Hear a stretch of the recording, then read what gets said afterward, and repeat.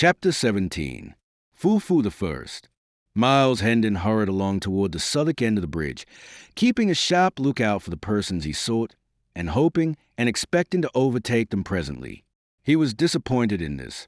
However, by asking questions, he was enabled to track them part of the way through Southwark. Then all traces ceased, and he was perplexed as to how to proceed. Still, he continued his efforts as best he could during the rest of the day. Nightfall found him leg-weary, half-famished, and his desires far from accomplishment as ever, so he supped at the Tabard Inn and went to bed, resolved to make an early start in the morning and give the town an exhaustive search. As he lay thinking and planning, he presently began to reason thus. The boy would escape from the ruffian, his reputed father. If possible, would he go back to London and seek his former haunts? No, he would not do that. He would avoid recapture. What, then, would he do, never having had a friend in the world, or protector, until he met Miles Hendon? He would naturally try to find that friend again, provided the effort did not require him to go toward London and danger. He would strike for Hendon Hall. That is what he would do, for he knew Hendon was homeward bound, and there he might expect to find him. Yes, the case was plain to Hendon. He must lose no more time in Southwark, but move at once through Kent, toward Monk's home, searching the wood and inquiring as he went. Let us return to the vanished little king now, the ruffian whom the waiter at the inn on the bridge was about to join the youth, and the king did not exactly join them, but fell in close behind them and followed their steps. He said nothing. His left arm was in a sling, and he wore a large green patch over his left eye. He limped slightly, and used an oaken staff as a support. The youth led the king a crooked course through Southwark, and by and by struck into the high road beyond. The king was irritated, now, and said he would stop here. It was Hendon's place to come to him, not his to go to Hendon. He would not endure such insolence. He would stop where he was. The youth said, "Thou wilt tarry here, and thy friend lying wounded in the wood yonder? So be it. Then—" The king's manner changed at once. He cried out, "Wounded? And who hath dared to do it? But that is apart. Lead on, faster, sirrah, outshod with lead. Wounded, is he? Now though the dear of it be a duke's son, he shall rue it." It was some distance to the wood, but the space was speedily traversed. The youth looked about him, discovered a bough sticking in the ground, with a small bit of rag tied to it, then led the way into the forest, watching for similar boughs and finding them at intervals. They were evidently guides to the point he was aiming at. By and by an open place was reached, where were the charred remains of a farmhouse, and near them a barn which was falling to ruin and decay. There was no sign of life anywhere, and utter silence prevailed. The youth entered the barn, the king following eagerly upon his heels. No one there. The king shot a surprised and suspicious glance at the youth, and asked, "Where is he?" A mocking laugh was his answer. The king was in a rage in a moment. He seized a billet of wood and was in the act of charging upon the youth when another mocking laugh fell upon his ear. It was from the lame ruffian who had been following at a distance. The king turned and said angrily, "Who art thou? What is thy business here?" "Leave thy foolery," said the man, "and quiet thyself. My disguise is none so good that thou canst pretend thou knowest not thy father through it. Thou art not my father. I know thee not. I am the king. If thou hast hid my servant, find him for me, or thou shalt sup sorrow for what thou hast done." Tom Canty replied, in a stern and measured voice, "It is plain thou art mad, and I am loath to punish thee. But if thou provoke me, I must. Thy prating doth no harm here, where there are no ears that need to mind thy follies. Yet it is well to practice thy tongue to wary speech, that it may do no hurt when our quarters change. I have done a murder, and may not tarry at home, neither shalt thou, seeing I need thy service. My name is changed, for wise reasons. It is Hobbes, John Hobbes. Thine is Jack. Charge thy memory accordingly. Now, then, speak. Where is thy mother? Where are thy sisters? They came not to the place appointed. Knowest thou whither they went?" The king answered sullenly, "Trouble me not with these riddles. My mother is dead. My sisters are in the palace." The youth nearby burst into a derisive laugh, and the king would have assaulted him, But Canty, or Hobbes, as he now called himself, prevented him, and said, Peace, Hugo, vex him not. His mind is astray, and thy ways fret him. Sit thee down, Jack, and quiet thyself. Thou shalt have a morsel to eat, anon. Hobbes and Hugo fell to talking together, in low voices, and the king removed himself as far as he could from their disagreeable company. He withdrew into the twilight of the farther end of the barn, where he found the earthen floor bedded a foot deep with straw. He lay down here, drew straw over himself in lieu of blankets, and was soon absorbed in thinking. He had many griefs, but the minor ones were swept almost into forgetfulness by the supreme one, the loss of his father. To the rest of the world, the name of Henry VIII brought a shiver, and suggested an ogre whose nostrils breathed destruction and whose hand dealt scourgings and death. But to this boy the name brought only sensations of pleasure. The figure it invoked wore a countenance that was all gentleness and affection. He called to mind a long succession of loving passages between his father and himself, and dwelt fondly upon them, his unstinted tears attesting how deep and real was the grief that possessed his heart. As the afternoon wasted away, the lad, wearied with his troubles, sank gradually into a tranquil and healing slumber. After a considerable time, he could not tell how long, his senses struggled to a half-consciousness, and as he lay with closed eyes, vaguely wondering where he was and what had been happening, he noted a murmurous sound, the sullen beating of rain upon the roof. A snug sense of comfort stole over him, which was rudely broken, the next moment, by a chorus of piping cackles and coarse laughter. It startled him disagreeably, and he unmuffled his head to see whence this interruption proceeded. A grim and unsightly picture met his eye. A bright fire was burning in the middle of the floor, at the other end of the barn, and around it, and lit weirdly up by the red glare, lolled and sprawled the motliest company of tattered gutter-scum and ruffians, of both sexes, he had ever read or dreamed of. There were huge, stalwart men, brown with exposure, long-haired, and clothed in fantastic rags. There were middle-sized youths, of truculent countenance, and similarly clad. There were blind mendicants, with patched or bandaged eyes, crippled ones, with wooden legs and crutches, diseased ones, with running sores peeping from ineffectual wrappings. There was a villain-looking peddler with his pack, a knife grinder, a tinker, and a barber surgeon, with the implements of their trades. Some of the females were hardly grown girls, some were at prime, some were old and wrinkled hags, and all were loud, brazen, foul-mouthed, and all soiled and slatternly. There were 3 sore-faced babies. There were a couple of starveling curs, with strings about their necks, whose office was to lead the blind. A bright fire was burning in the middle of the floor, at the other end of the barn, and around it, and lit weirdly up by the red glare, lolled and sprawled the motliest company of tattered gutter-scum and ruffians, of both sexes, he had ever read or dreamed of. The night was come. The gang had just finished feasting. An orgy was beginning. The can of liquor was passing from mouth to mouth. A general cry broke forth. A song from a Bat and Dick and Dot and Go one. One of the blind men got up, and made ready by casting aside the patches that sheltered his excellent eyes, and the pathetic placard which recited the cause of his calamity.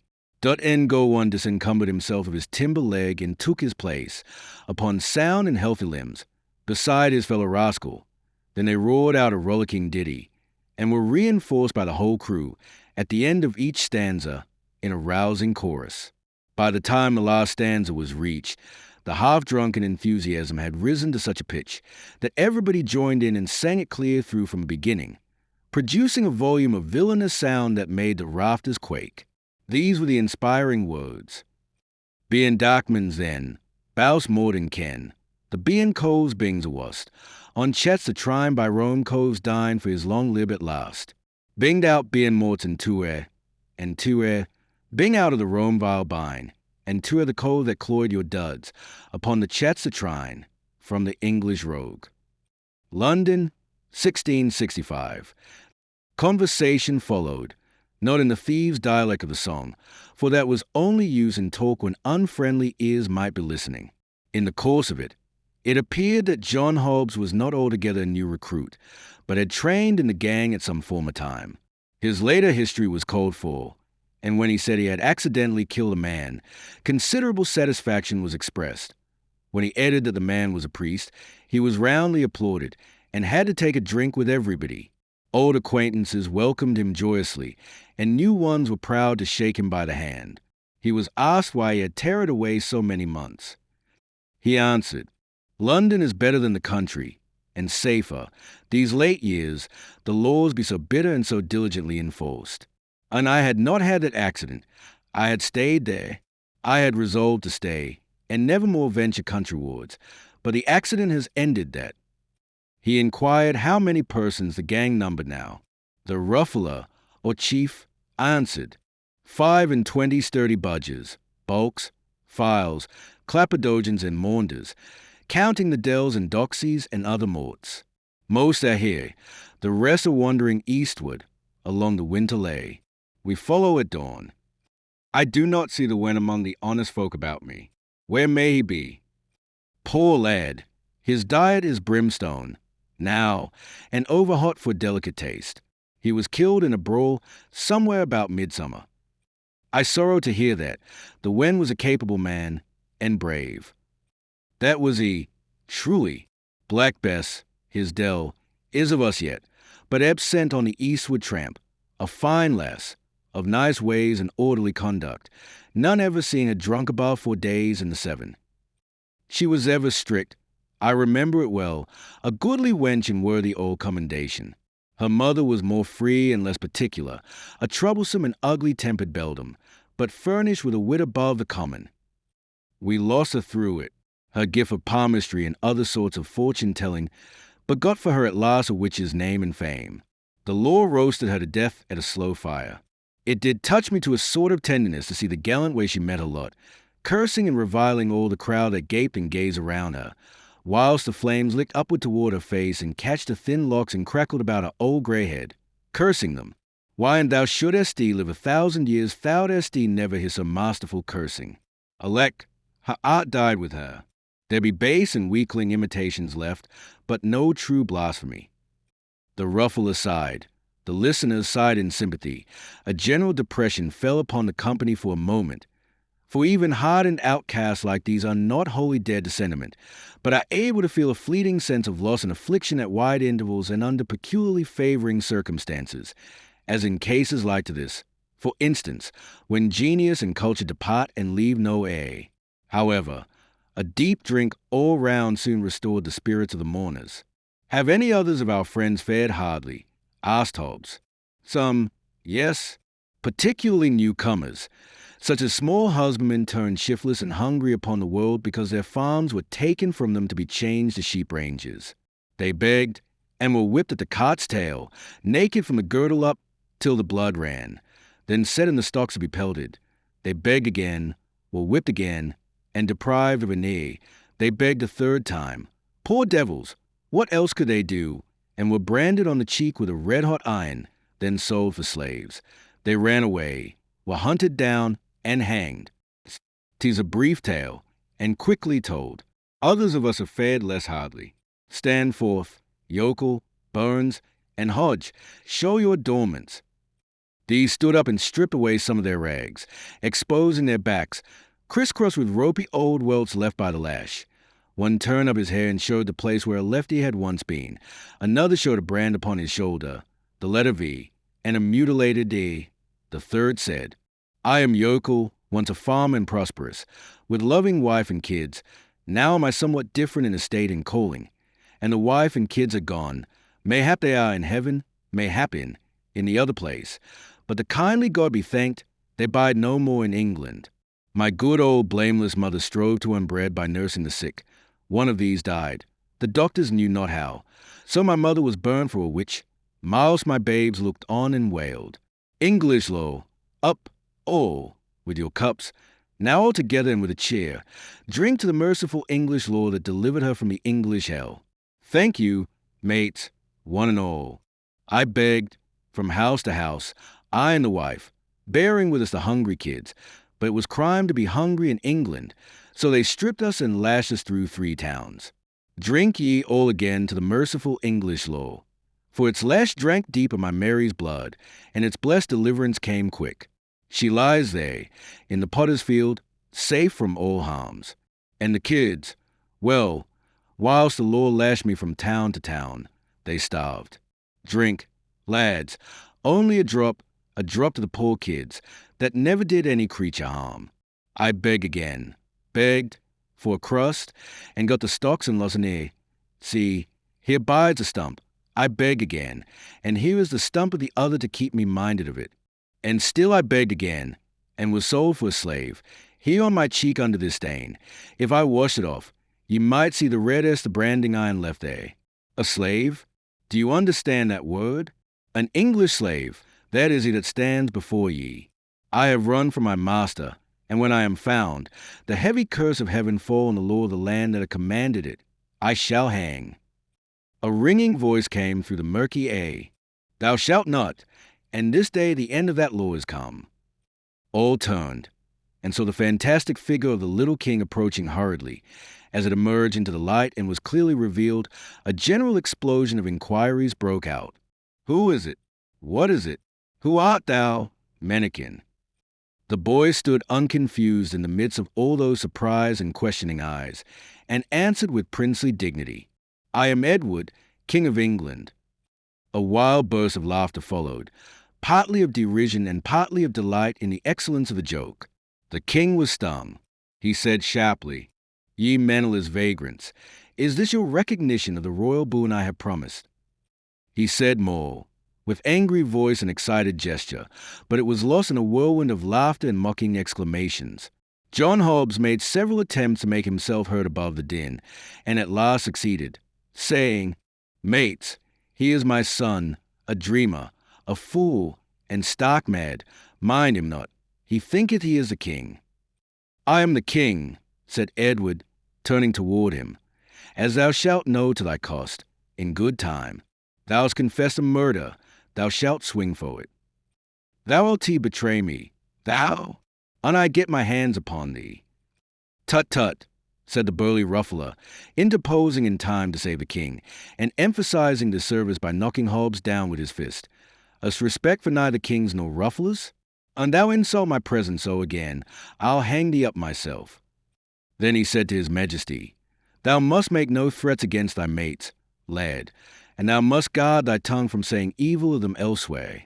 Be king, if it please thy mad humour, but be not harmful in it. Sink the title thou hast uttered. 'Tis treason. We be bad men in some few trifling ways, but none among us is so base as to be traitor to his king. We be loving and loyal hearts, in that regard. Note if I speak truth. Now, all together, long live Edward, King of England. Long live Edward, King of England. The response came with such a thunder gust from the motley crew that the crazy building vibrated to the sound. The little king's face lighted with pleasure for an instant, and he slightly inclined his head and said with grave simplicity, I thank you, my good people. This unexpected result threw the company into convulsions of merriment. When something like quiet was presently come again, the ruffler said, firmly, but with an accent of good nature, Drop it, boy, 'tis not wise, nor well. Humour thy fancy, if thou must, but choose some other title. A tinker shrieked out a suggestion. Fu the First, King of the Mooncalves. The title took, at once, every throat responded, and a roaring shout went up of, Long live Fu the First, King of the Mooncalves, followed by hootings, catcalls, and peals of laughter. Hail him forth, and crown him, robe him, scepter him, throne him. These and 20 other cries broke out at once, and almost before the poor little victim could draw a breath, he was crowned with a tin basin, robed in a tattered blanket, throned upon a barrel, and sceptered with a tinker's soldering iron. Then all flung themselves upon their knees about him and sent up a chorus of ironical wailings and mocking supplications, whilst they swabbed their eyes with their soiled and ragged sleeves and aprons. Be gracious to us, O sweet king. Trample not upon thy beseeching worms, O noble majesty. Pity thy slaves, and comfort them with a royal kick. Cheer us and warm us with thy gracious rays, O flaming sun of sovereignty. Sanctify the ground with the touch of thy foot, that we may eat the dirt and be ennobled. Deign to spit upon us, O sire, that our children's children may tell of thy princely condescension, and be proud and happy forever. But the humorous tinker made the hit of the evening and carried off the honors. Kneeling, he pretended to kiss the king's foot, and was indignantly spurned.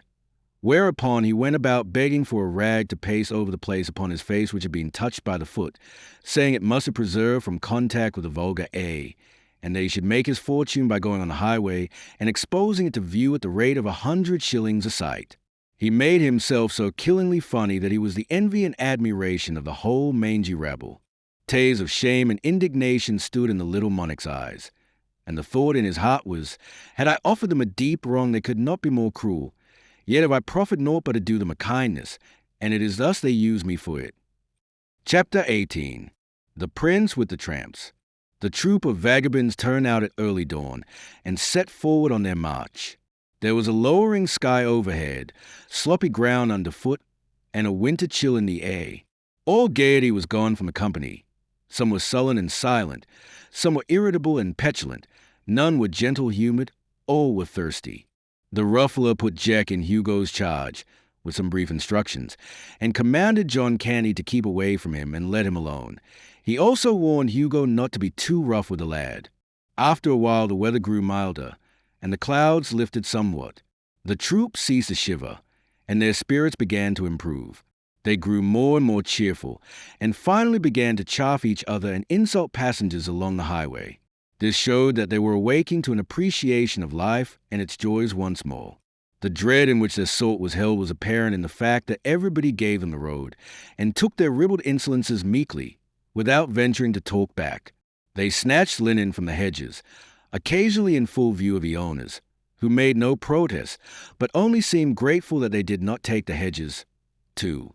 By and by they invaded a small farmhouse and made themselves at home while the trembling farmer and his people swept the larder clean to furnish a breakfast for them. They chucked the housewife and the daughters under the chin whilst receiving the food from their hands, and made coarse jests about them, accompanied with insulting epithets and bursts of hoarse laughter. They threw bones and vegetables at the farmer and his sons, kept them dodging all the time, and applauded uproariously when a good hit was made. They ended by buttering the head of one of the daughters, who resented some of their familiarities. When they took their leave, they threatened to come back and burn the house over the heads of the family if any report of their doings got to the ears of the authorities. About noon, after a long and weary tramp, the gang came to a halt behind a hedge on the outskirts of a considerable village. An hour was allowed for rest. Then the crew scattered themselves abroad to enter the village at different points to ply their various trades. Jack was sent with Hugo. They wandered hither and thither for some time, Hugo watching for opportunities to do a stroke of business, but finding none. So he finally said, I see naught to steal. It is a paltry place. Wherefore we will beg. We, forsooth, follow thy trade. It befits thee. But I will not beg. Thou wilt not beg, exclaimed Hugo, eyeing the king with surprise. Prithee, since when hast thou reformed? What dost thou mean? Mean? Hast thou not begged the streets of London all thy life? I? Thou idiot! Spare thy compliments. Thy stock will last longer. Thy father says thou hast begged all thy days. Mayhap he lied. Peradventure you will even make so bold as to say he lied, scoffed Hugo. Him you call my father? Yes, he lied. Come, play not thy merry game of madman so far. Mate, use it for thy amusement, not thy hurt. And I tell him this, he will scorch thee finely for it. Save thyself the trouble. I will tell him. I like thy spirit, I do in truth, but I do not admire thy judgment. Bone-rackings and bastings be plenty enow in this life, without going out of one's way to invite them. But a truce to these matters. I believe your father. I doubt not he can lie. I doubt not he doth lie, upon occasion, for the best of us do that. But there is no occasion here. A wise man does not weigh so good a commodity as lying for naught. But come, since it is thy humour to give over begging, wherewithal shall we busy ourselves? With robbing kitchens. The king said, impatiently, Have done with this folly, you weary me. Hugo replied, with temper, Now, hackey, mate, you will not beg, you will not rob. So be it. But I will tell you what you will do. You will play decoy whilst I beg. Refuse, and you think you may venture. The king was about to reply contemptuously when Hugo said, interrupting, Peace! Here comes one with a kindly face. Now will I fall down in a fit. When the stranger runs to me, set you up a wail, and fall upon your knees, seeming to weep. Then cry out as all the devils of misery were in your belly, and say, Oh, so, it is my poor afflicted brother, and we be friendless. O God's name cast through your merciful eyes one pitiful look upon a sick, forsaken, and most miserable wretch. Bestow one little penny out of thy riches upon one smitten of God and ready to perish.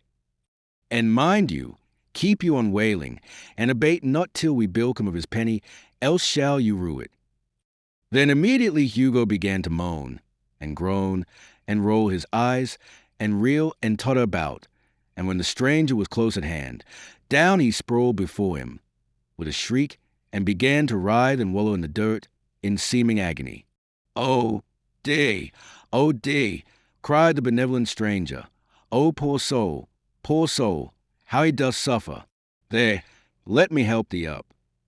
O noble sir, forbear, and God love you for a princely gentleman, but it giveth me cruel pain to touch me when I am taken so.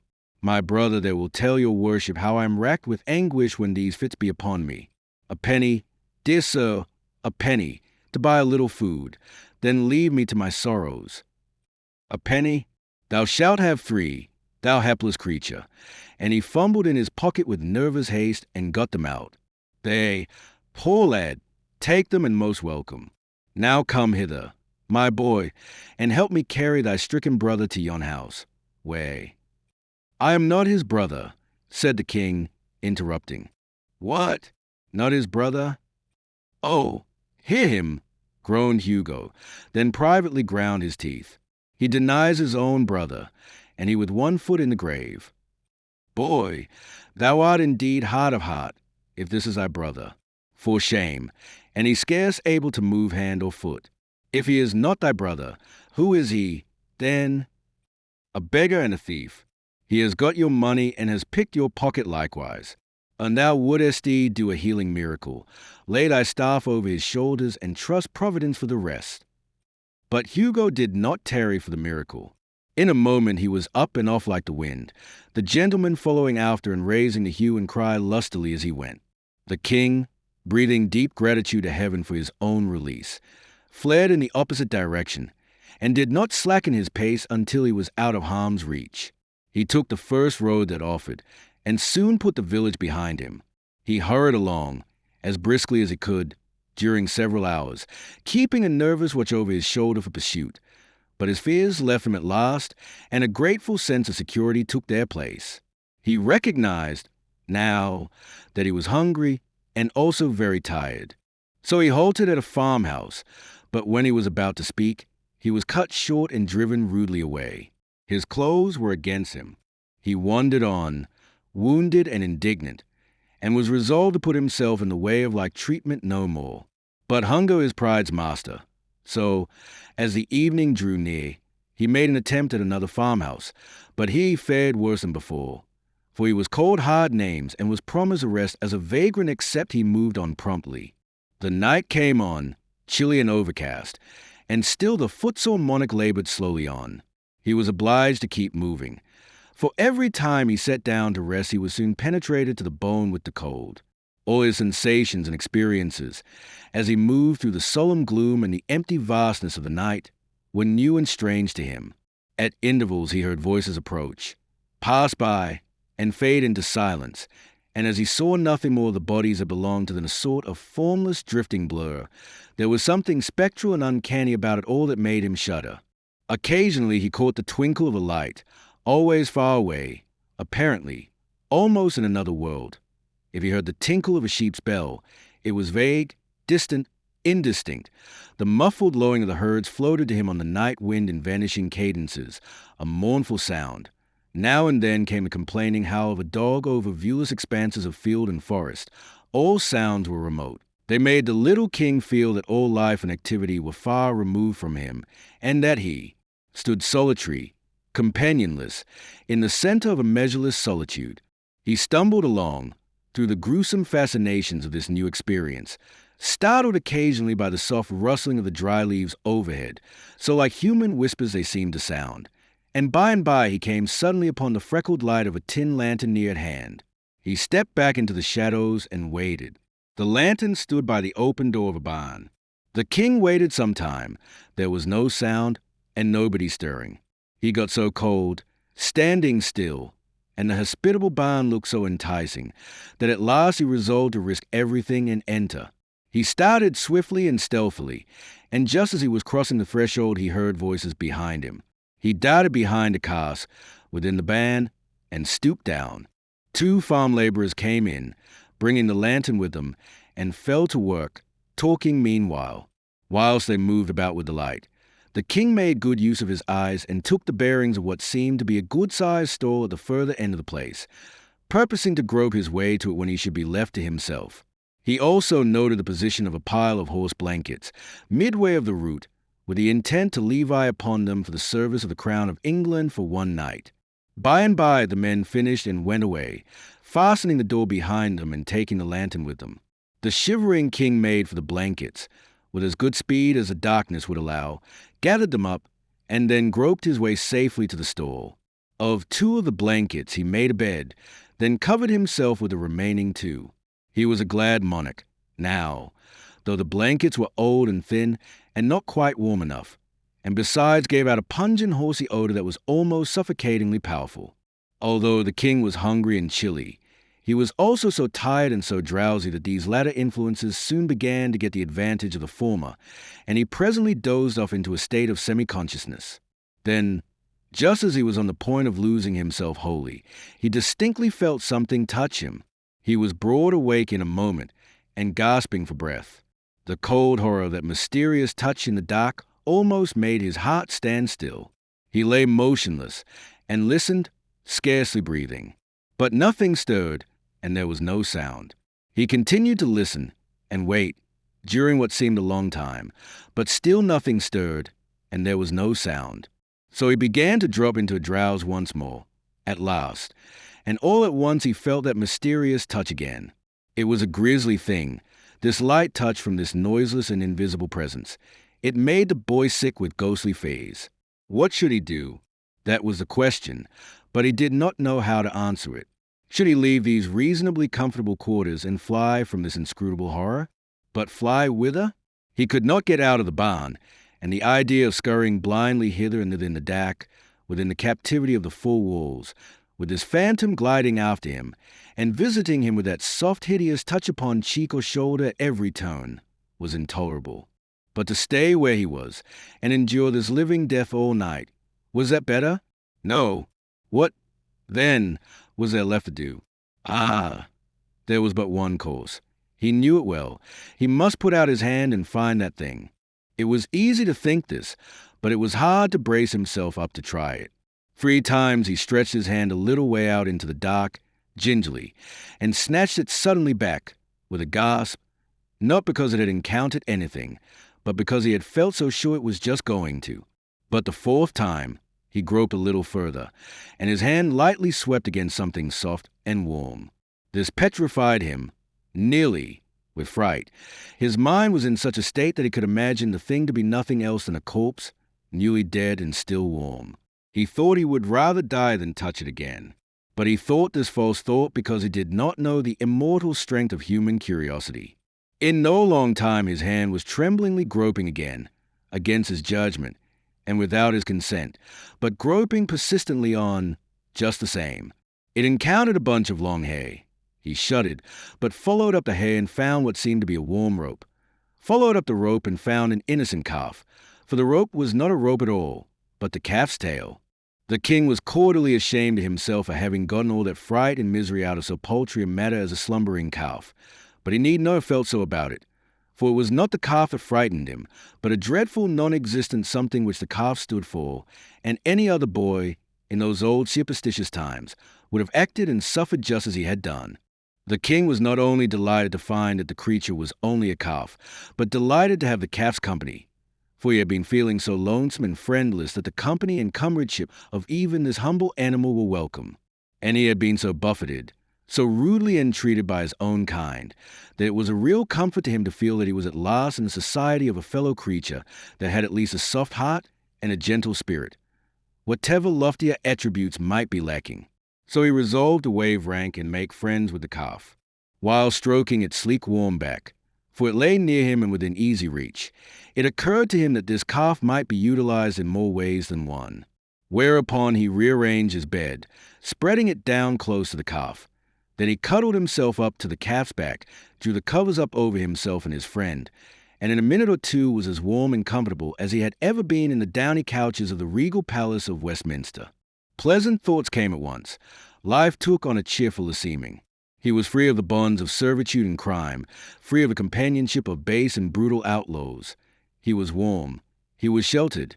In a word, he was happy. The night wind was rising. It swept by in fitful gusts that made the old band quake and rattle. Then its forces died down at intervals, and went moaning and wailing around corners and projections. But it was all music to the king, now that he was snug and comfortable. Let it blow and rage. Let it batter and bang. Let it moan and wail. He minded it not. He only enjoyed it. He merely snuggled the closer to his friend, in a luxury of warm contentment, and drifted blissfully out of consciousness into a deep and dreamless sleep that was full of serenity and peace. The distant dogs howled, the melancholy kine complained, and the winds went on raging.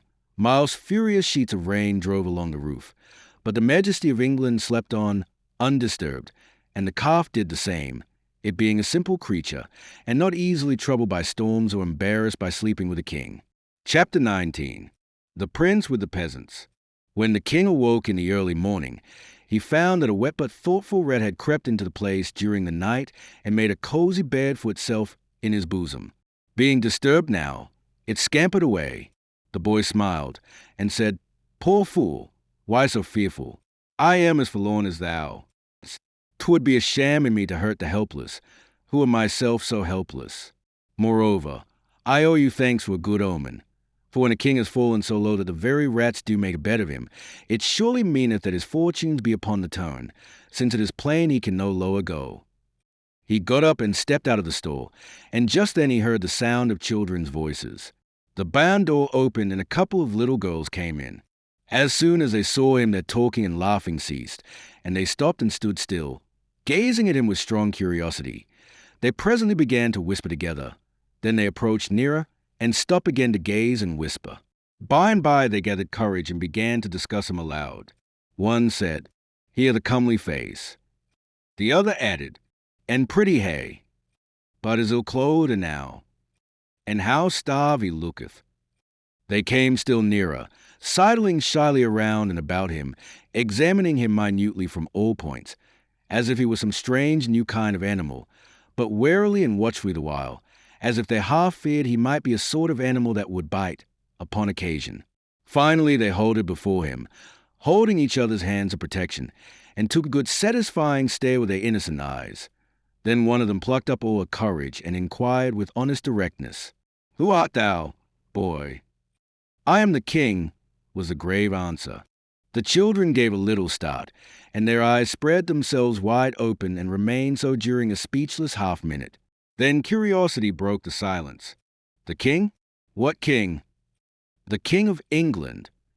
The children looked at each other, then at him, then at each other again, wonderingly, perplexedly. Then one said, "Didst hear him, Marjorie? He said he is a king. Can that be true?" "How can it be else but true? Prissy, would he say a lie? For look you, Prissy, and it were not true, it would be a lie. It surely would be. Now think on't. For all things that be not true be lies. Thou canst make naught else out of it." It was a good tight argument, without a leak in it anywhere, and it left Prissy's half-doubts not a leg to stand on. She considered a moment, then put the king upon his honor with the simple remark, "If thou art truly the king, then I believe thee." "I am truly the king." This settled the matter. His Majesty's royalty was accepted without further question or discussion, and the two little girls began at once to inquire into how he came to be where he was, and how he came to be so unroyally clad, and whither he was bound, and all about his affairs. It was a mighty relief to him to pour out his troubles where they would not be scoffed at or doubted. So he told his tale with feeling, forgetting even his hunger for the time, and it was received with the deepest and tenderest sympathy by the gentle little maids. But when he got down to his latest experiences and they learned how long he had been without food, they cut him short and hurried him away to the farmhouse to find a breakfast for him. The king was cheerful and happy now, and said to himself, "When I am come to mine own again, I will always honor little children, remembering how that these trusted me and believed in me in my time of trouble, whilst they that were older and thought themselves wiser, mocked at me and held me for a liar." The children's mother received the king kindly, and was full of pity, for his forlorn condition and apparently crazed intellect touched her womanly heart. She was a widow, and rather poor. Consequently, she had seen trouble enough to enable her to feel for the unfortunate. She imagined that the demented boy had wandered away from his friends or keepers, so she tried to find out whence he had come, in order that she might take measures to return him.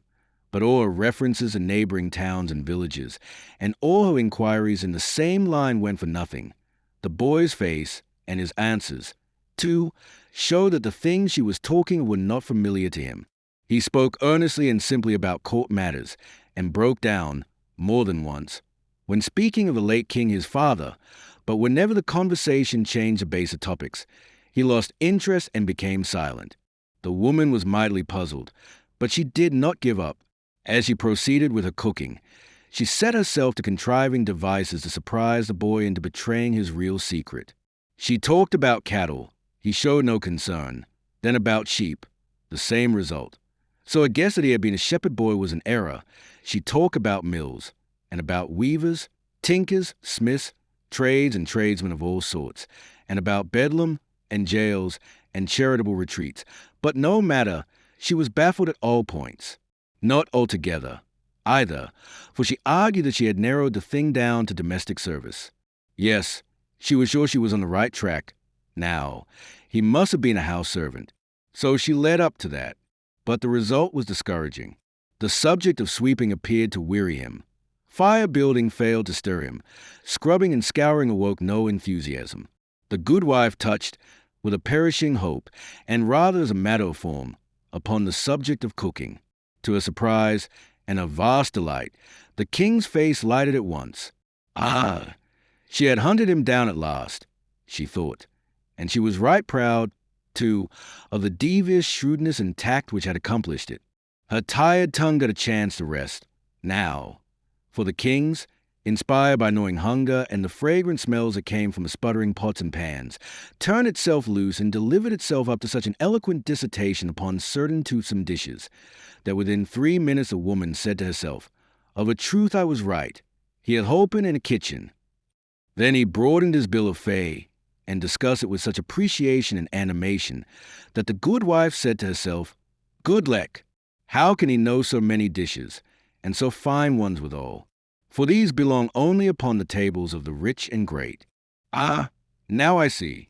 Ragged outcast as he is, he must have served in the palace before his reason went astray. Yes, he must have helped in the very kitchen of the king himself. I will test him."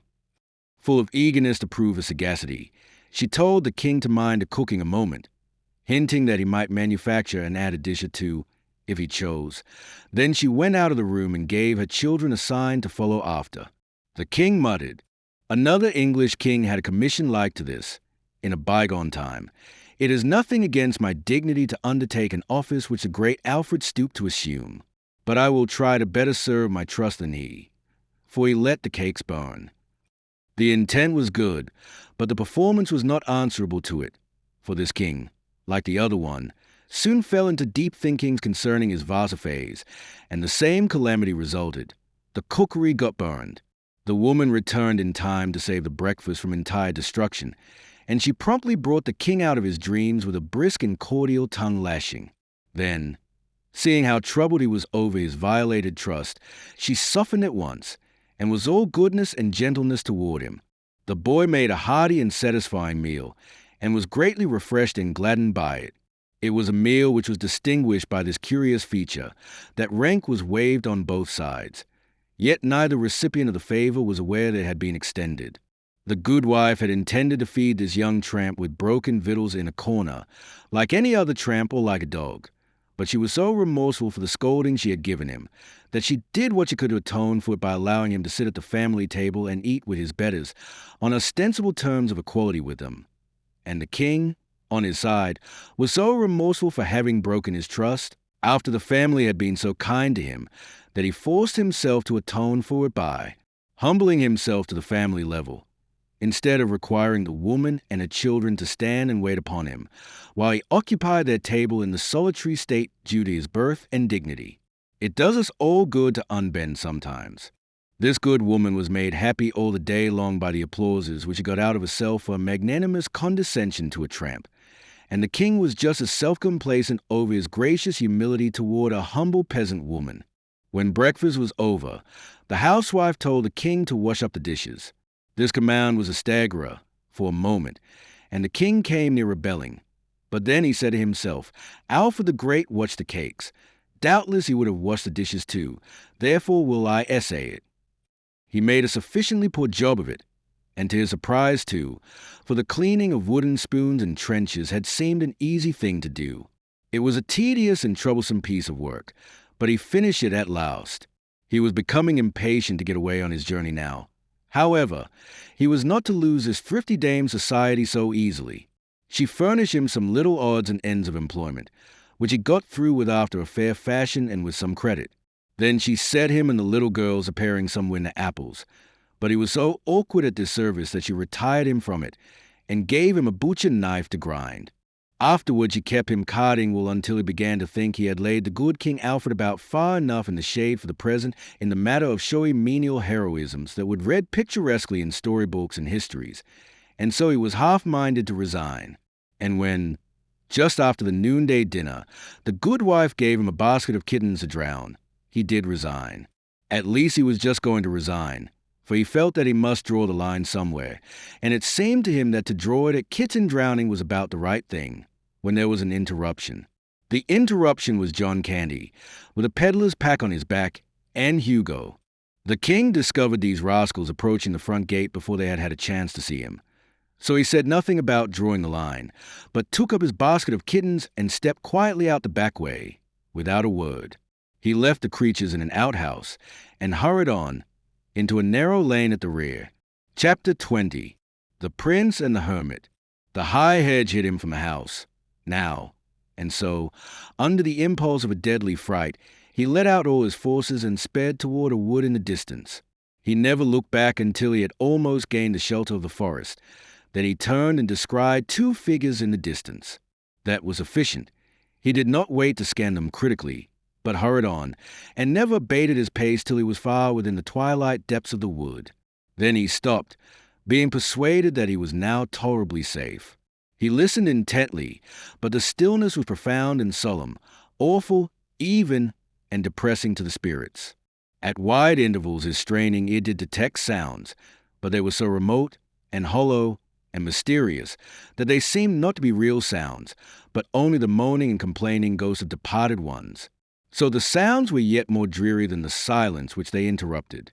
It was his purpose, in the beginning, to stay where he was the rest of the day, but a chill soon invaded his perspiring body, and he was at last obliged to resume movement in order to get warm.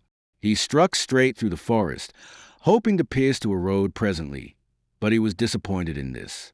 He traveled on, but the farther he went, the denser the wood became, apparently. The gloom began to thicken by and by, and the king realized that the night was coming on. It made him shudder to think of spending it in such an uncanny place. So he tried to hurry faster, but he only made the less speed, for he could not now see well enough to choose his steps judiciously. Consequently, he kept tripping over roots and tangling himself in vines and briars. And how glad he was when at last he caught the glimmer of a light. He approached it warily, stopping often to look about him and listen. It came from an englazed window opening in a shabby little hut. He heard a voice, now, and felt a disposition to run and hide, but he changed his mind at once, for this voice was praying, evidently. He glided to the one window of the hut, raised himself on tiptoe, and stole a glance within. The room was small. Its floor was a natural earth, beaten hard by ewes. In a corner was a bed of rushes and a ragged blanket or two. Near was a pail, a cup, a basin, and 2 or 3 pots and pans. There was a short bench and a 3-legged stool. On the hearth the remains of a faggot fire was smoldering. Before a shrine, which was lighted by a single candle, knelt an aged man, and on an old wooden box at his side lay an open book and a human skull. The man was of large, bony frame. His hair and whiskers were very long and snowy white. He was clothed in a robe of sheepskins which reached from his neck to his heels. "A holy hermit," said the king to himself. "Now am I indeed fortunate." The hermit rose from his knees. The king knocked. A deep voice responded, "Enter, but leave sin behind, for the ground whereon thou shalt stand is holy." The king entered and paused. The hermit turned a pair of gleaming, unrestful eyes upon him, and said, "Who art thou?" "I am the king," came the answer with placid simplicity. "Welcome, king," cried the hermit with enthusiasm. Then, bustling about with feverish activity and constantly saying, "Welcome, welcome," he arranged his bench, seated the king on it by the half, threw some faggots on the fire, and finally fell to pacing the floor with a nervous stride. "Welcome. Many have sought sanctuary here, but they were not worthy and were turned away. But a king who casts his crown away and despises the vain splendors of his office and clothes his body in rags, to devote his life to holiness and the mortification of the flesh, he is worthy, he is welcome. Here shall he abide all his days till death come." The king hastened to interrupt and explain, but the hermit paid no attention to him, did not even hear him, apparently, but went right on with his talk, with a raised voice and a growing energy. "And thou shalt be at peace here. None shall find out thy refuge to disquiet thee with supplications to return to that empty and foolish life, which God hath moved thee to abandon. Thou shalt pray here. Thou shalt study the book. Thou shalt meditate upon the follies and delusions of this world, and upon the sublimities of the world to come. Thou shalt feed upon crusts and herbs, and scourge thy body with whips, daily, to the purifying of thy soul. Thou shalt wear a hair shirt next thy skin. Thou shalt drink water only, and thou shalt be at peace. Yes, wholly at peace. For whoso comes to seek thee shall go his way again, baffled. He shall not find thee. He shall not molest thee." The old man, still pacing back and forth, ceased to speak aloud and began to mutter. The king seized this opportunity to state his case, and he did it with an eloquence inspired by uneasiness and apprehension. But the hermit went on muttering and gave no heed. And still muttering, he approached the king and said impressively, "Sir, I will tell you a secret." He bent down to impart it, but checked himself and assumed a listening attitude. After a moment or two, he went on tiptoe to the window opening, put his head out, and peered around in the gloaming, then came tiptoeing back again, put his face close down to the king's, and whispered, "I am an archangel." The king started violently, and said to himself, "Would God I were with the outlaws again, for lo, now am I the prisoner of a madman." His apprehensions were heightened, and they showed plainly in his face. In a low, excited voice, the hermit continued, "I see you feel my atmospheres. There's awe in your face. None may be in this atmosphere and not be thus affected, for it is the very atmosphere of heaven. I go thither and return, in the twinkling of an eye.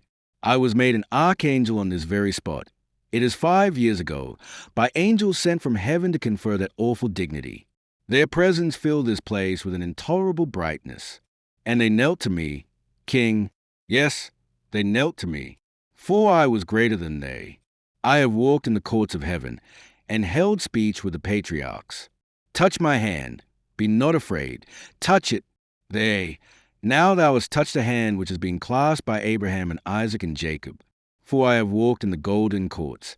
I have seen the deity face to face." He paused to give this speech effect. Then his face suddenly changed, and he started to his feet again, saying, with angry energy, "Yes, I am an archangel, a mere archangel, I that might have been pope.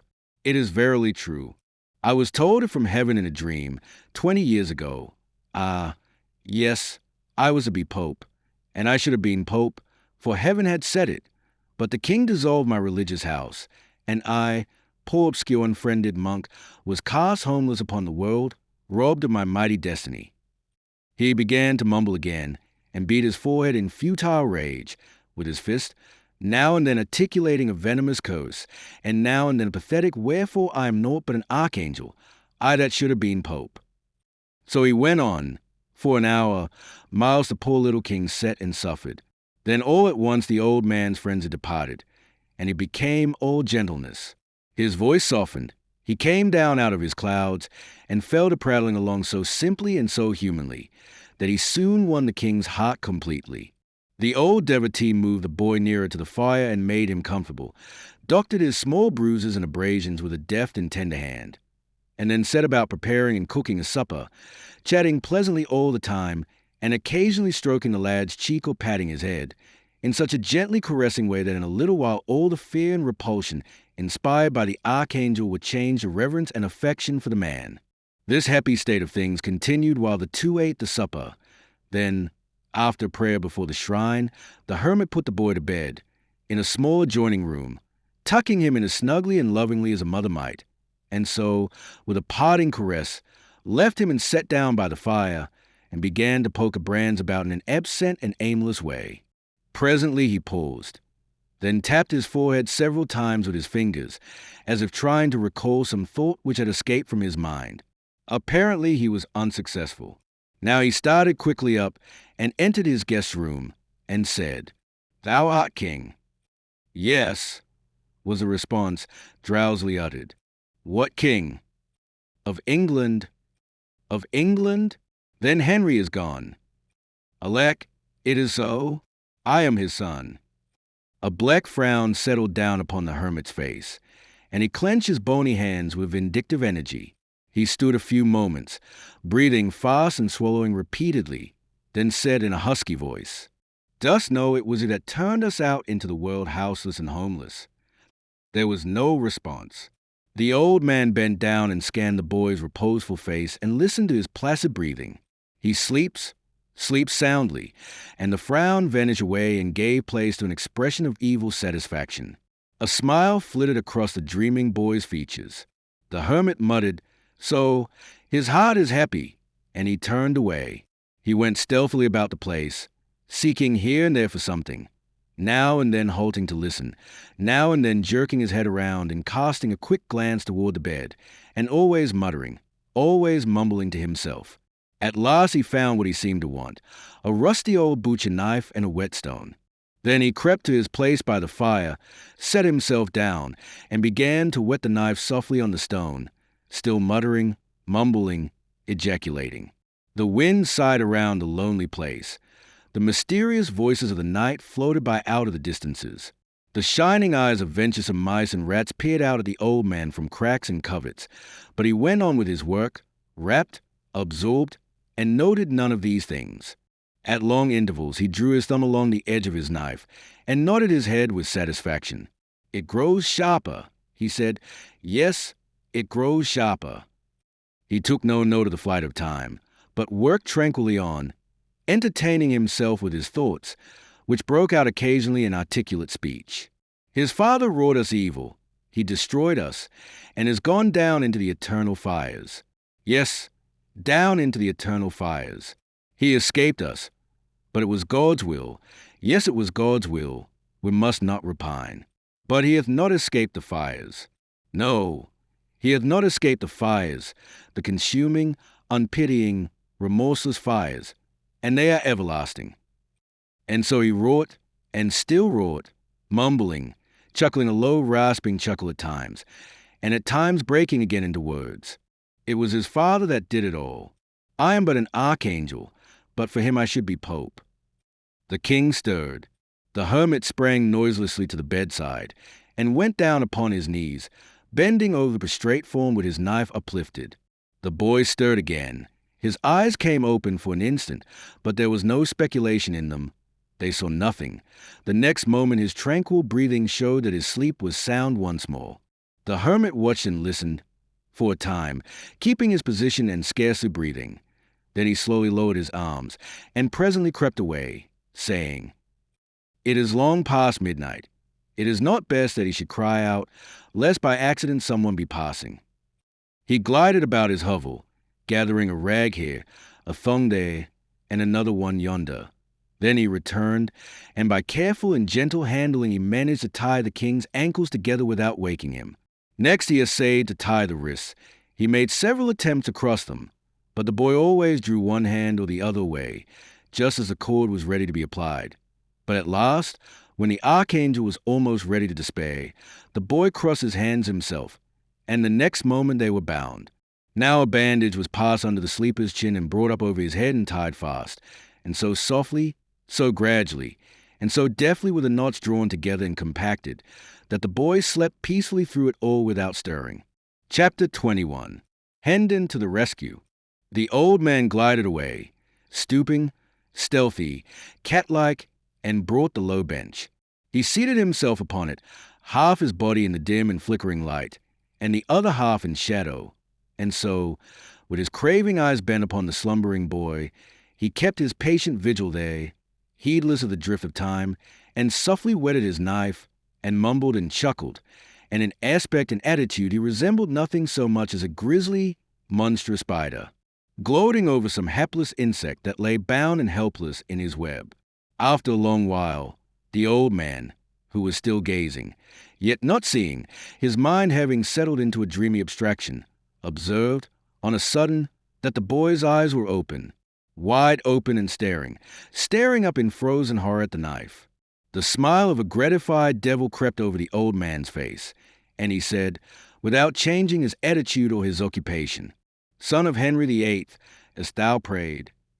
The boy struggled helplessly in his bonds, and at the same time forced a smothered sound through his closed jaws, which the hermit chose to interpret as an affirmative answer to his question. "Then pray again. Pray the prayer for the dying." A shudder shook the boy's frame, and his face blenched. Then he struggled again to free himself, turning and twisting himself this way and that, tugging frantically, fiercely, desperately, but uselessly, to burst his fetters, and all the while the old ogre smiled down upon him, and nodded his head, and placidly whetted his knife, mumbling, from time to time, "The moments are precious. They are few and precious. Pray the prayer for the dying." The boy uttered a despairing groan, and ceased from his struggles, panting.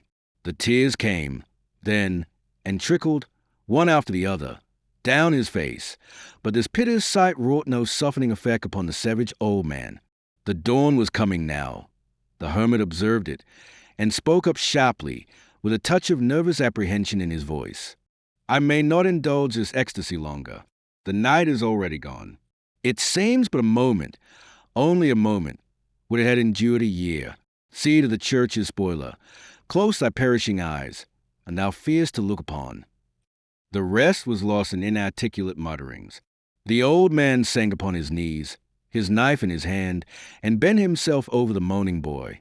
Hark! There was a sound of voices near the cabin. The knife dropped from the hermit's hand. He cast the sheepskin over the boy and started up, trembling. The sounds increased, and presently the voices became rough and angry. Then came blows, and cries for help, then a clatter of swift footsteps, retreating. Immediately came a succession of thundering knocks upon the cabin door, followed by, "Hallo! Open, and despatch, in the name of all the devils." Oh, this was the blessedest sound that had ever made music in the king's ears, for it was Miles Hendon's voice. The hermit, grinding his teeth in impotent rage, moved swiftly out of the bedchamber, closing the door behind him, and straightway the king heard a talk, to this effect, proceeding from the chapel. "Homage and greeting, reverend sir. Where's the boy, my boy?" "What boy, friend?" "What boy? Lie me no lies, sir priest, play me no deceptions. I am not in the humour for it. Near to this place I caught the scoundrels who I judged did steal him from me, and I made them confess. They said he was at large again, and they had tracked him to your door. They showed me his very footprints. Now palter no more, for look you, holy sir, and now produce him not. Where's the boy?" "Oh, good sir, peradventure you mean the ragged regal vagrant that tarried here the night. If such as you take an interest in such as he, no, then that I have sent him of an errand. He will be back anon. How soon? How soon? Come, waste not the time. Can I overtake him? How soon will he be back? Thou needest he not stir. He will return quickly. So be it.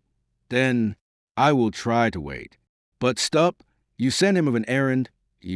Verily this is a lie. He would not go. He would pull thy old beard, and thou didst offer him such an insolence. Thou hast lied, friend, thou hast surely lied. He would not go for thee, nor for any man.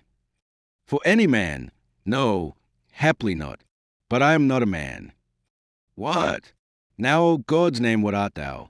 Then, it is a secret. Mark thou reveal it not. I am an archangel. There was a tremendous ejaculation from Miles Hendon, not altogether unprofane, followed by, "This doth well and truly account for his complaisance.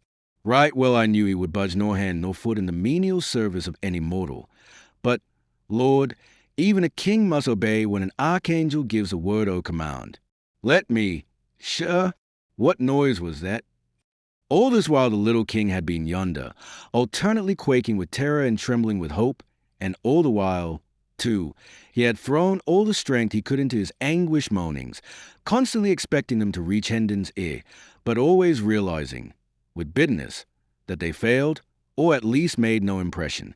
So this last remark of his servant came as comes a reviving breath from fresh fields to the dying, and he exerted himself once more, and with all his energy, just as the hermit was saying, "Noise? I heard only the wind. Mayhap it was. Yes, doubtless that was it. I have been hearing it faintly all There it is again. It is not the wind. What an odd sound. Come, we will hunt it out." Now the king's joy was nearly insupportable. His tired lungs did their utmost, and hopefully, too, but the sealed jaws and the muffling sheepskin sadly crippled the effort. Then the poor fellow's heart sank to hear the hermit say, "Ah!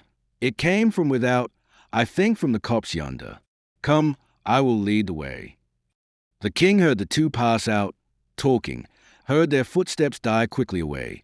Then he was alone with a boding, brooding, awful silence. It seemed an age till he heard the steps and voices approaching again, and this time he heard an added sound, the trampling of hoofs, apparently. Then he heard Hendon say, "I will not wait longer. I cannot wait longer. He has lost his way in this thick wood. Which direction took he? Quick, point it out to me." But wait, I will go with thee." Good, good.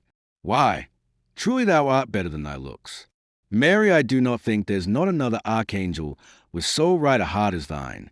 Wilt ride? Wilt take the wee donkey that's of my boy? Or wilt thou fork thy holy legs over this ill-conditioned slave of a mule that I provided for myself and had been cheated into, had he cost but the indifferent sum of a month's usury on a brass farthing let to a tinker out of work? No, ride thy mule, and lead thine ass. I am sure on mine own feet, and will walk. Then prithee mind the little beast for me while I take my life in my hands, and make what success I may toward mounting the big one. Then followed a confusion of kicks, cuffs, tramplings, and plungings, accompanied by a thunderous intermingling of volleyed curses, and finally a bitter apostrophe to the mule, which must have broken its spirit, for hostilities seemed to cease from that moment. With unutterable misery, the fettered little king heard the voices and footsteps fade away and die out. All hope forsook him, now, for the moment, and a dull despair settled down upon his heart. "My only friend is deceived and got rid of," he said. "The hermit will return and—" He finished with a gasp, and at once fell to struggling so frantically with his bonds again that he shook off the smothering sheepskin. And now he heard the door open. The sound chilled him to the marrow. Already he seemed to feel the knife at his throat. Horror made him close his eyes. Horror made him open them again, and before him stood John Canty and Hugo.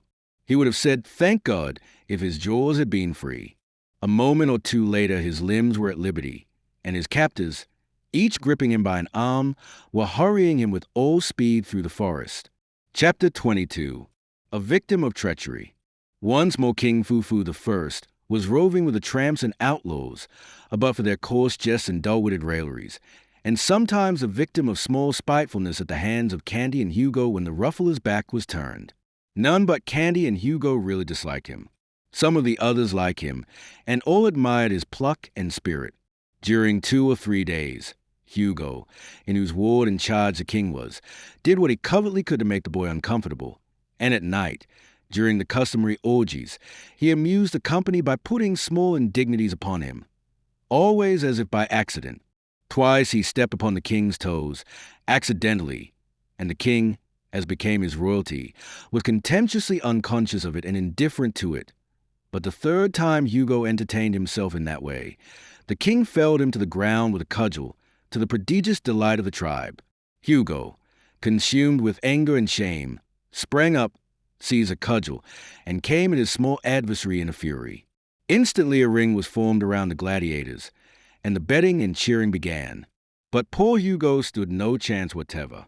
His frantic and lubberly prentice work found but a poor market for itself when pitted against an arm which had been trained by the first masters of Europe in single-stick quarterstaff and every art and trick of swordsmanship.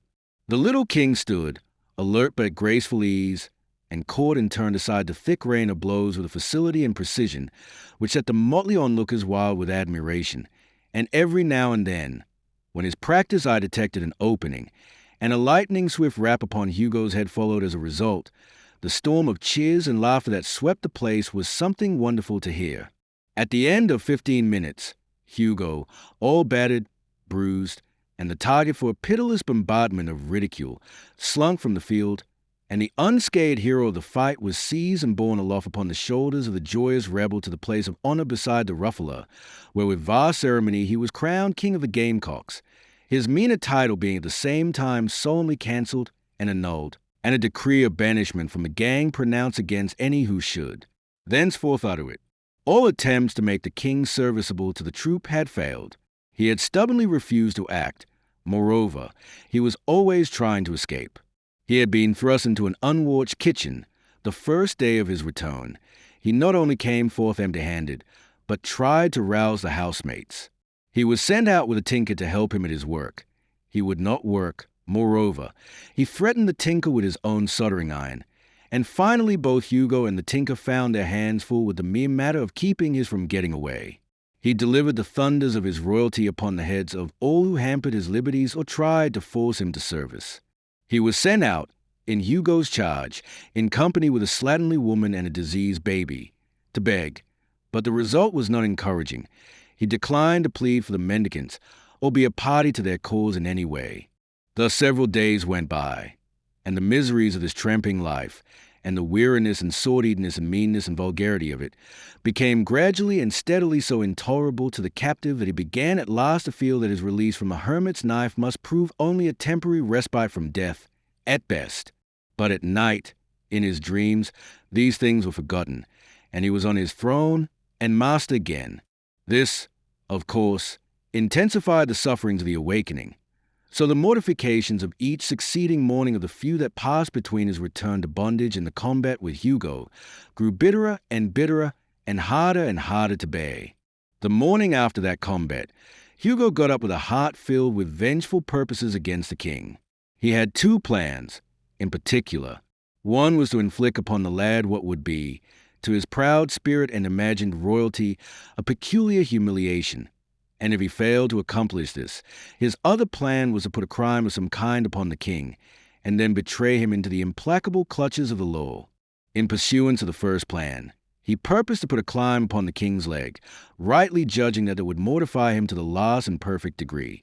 And as soon as the climb should operate, he meant to get Canty's help, and force the king to expose his leg in the highway and beg for alms. Climb was a cant term for a saw, artificially created. To make a climb, the operator made a paste or poultice of unslaked lime, soap, and the rust of old iron, and spread it upon a piece of leather, which was then bound tightly upon the leg. This would presently fret off the skin, and make the flesh raw and angry-looking. Blood was then rubbed upon the limb, which, being fully dried, took on a dark and repulsive color. Then a bandage of soiled rags was put on in a cleverly careless way which would allow the hideous ulcer to be seen, and move the compassion of the passer-by. Hugo got the help of the tinker whom the king had cowed with the soldering iron. They took the boy out on a tinkering tramp, and as soon as they were out of sight of the camp, they threw him down, and the tinker held him while Hugo bound the poultice tight and fast upon his leg. The king raged and stormed, and promised to hang the two the moment the scepter was in his hand again. But they kept a firm grip upon him and enjoyed his impotent struggling and jeered at his threats. This continued until the poultice began to bite, and in no long time its work would have been perfected, if there had been no interruption. But there was. For about this time the slave who had made the speech denouncing England's laws appeared on the scene, and put an end to the enterprise, and stripped off the poultice and bandage. The king wanted to borrow his deliverer's cudgel and warm the jackets of the two rascals on the spot, but the man said no, it would bring trouble, leave the matter till night, the whole tribe being together. Then the outside world would not venture to interfere or interrupt. He marched the party back to camp and reported the affair to the ruffler, who listened, pondered, and then decided that the king should not be again detailed to beg, since it was plain he was worthy of something higher and better, wherefore, on the spot he promoted him from the mendicant rank and appointed him to steal. Hugo was overjoyed. He had already tried to make the king steal, and failed, but there would be no more trouble of that sort now, for of course the king would not dream of defying a distinct command delivered directly from headquarters. So he planned a raid for that very afternoon, purposing to get the king in the law's grip in the course of it, and to do it, too, with such ingenious strategy that it should seem to be accidental and unintentional. For the king of the Gamecocks was popular now, and the gang might not deal over gently with an unpopular member who played so serious a treachery upon him as a delivering him over to the common enemy, the law. Very well.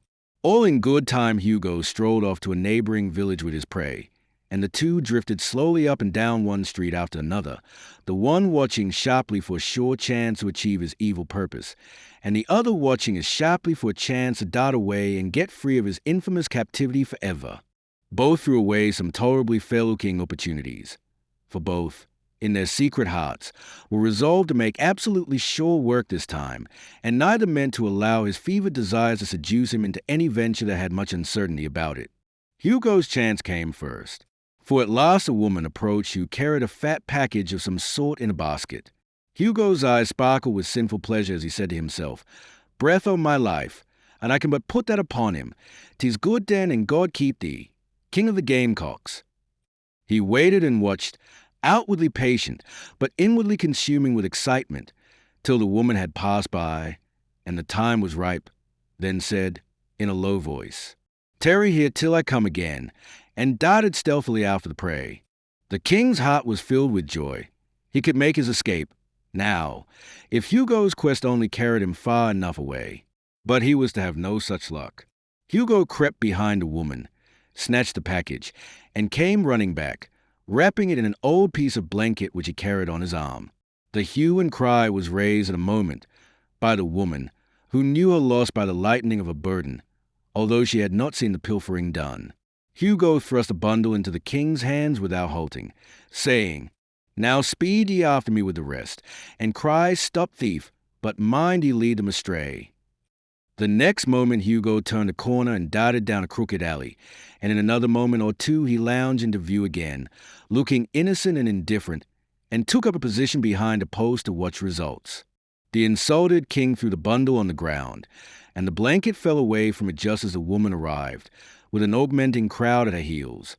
She seized the king's wrist with one hand, snatched up a bundle with the other, and began to pour out a tirade of abuse upon the boy while he struggled, without success, to free himself from her grip. Hugo had seen enough. His enemy was captured and the law would get him, now, so he slipped away, jubilant and chuckling, and wended campwards, framing a judicious version of the matter to give to the ruffler's crew as he strode along. The king continued to struggle in the woman's strong grasp, and now and then cried out in vexation, "Unhand me, thou foolish creature. It was not I that bereaved thee of thy paltry goods." The crowd closed around, threatening the king and calling him names. A brawny blacksmith in leather apron, and sleeves rolled to his elbows, made a reach for him, saying he would trounce him well for a lesson. But just then a long sword flashed in the air and fell with convincing force upon the man's arm, flat side down, the fantastic owner of it remarking pleasantly, at the same time, "Marry, Good souls, let us proceed gently, not with ill blood and uncharitable words.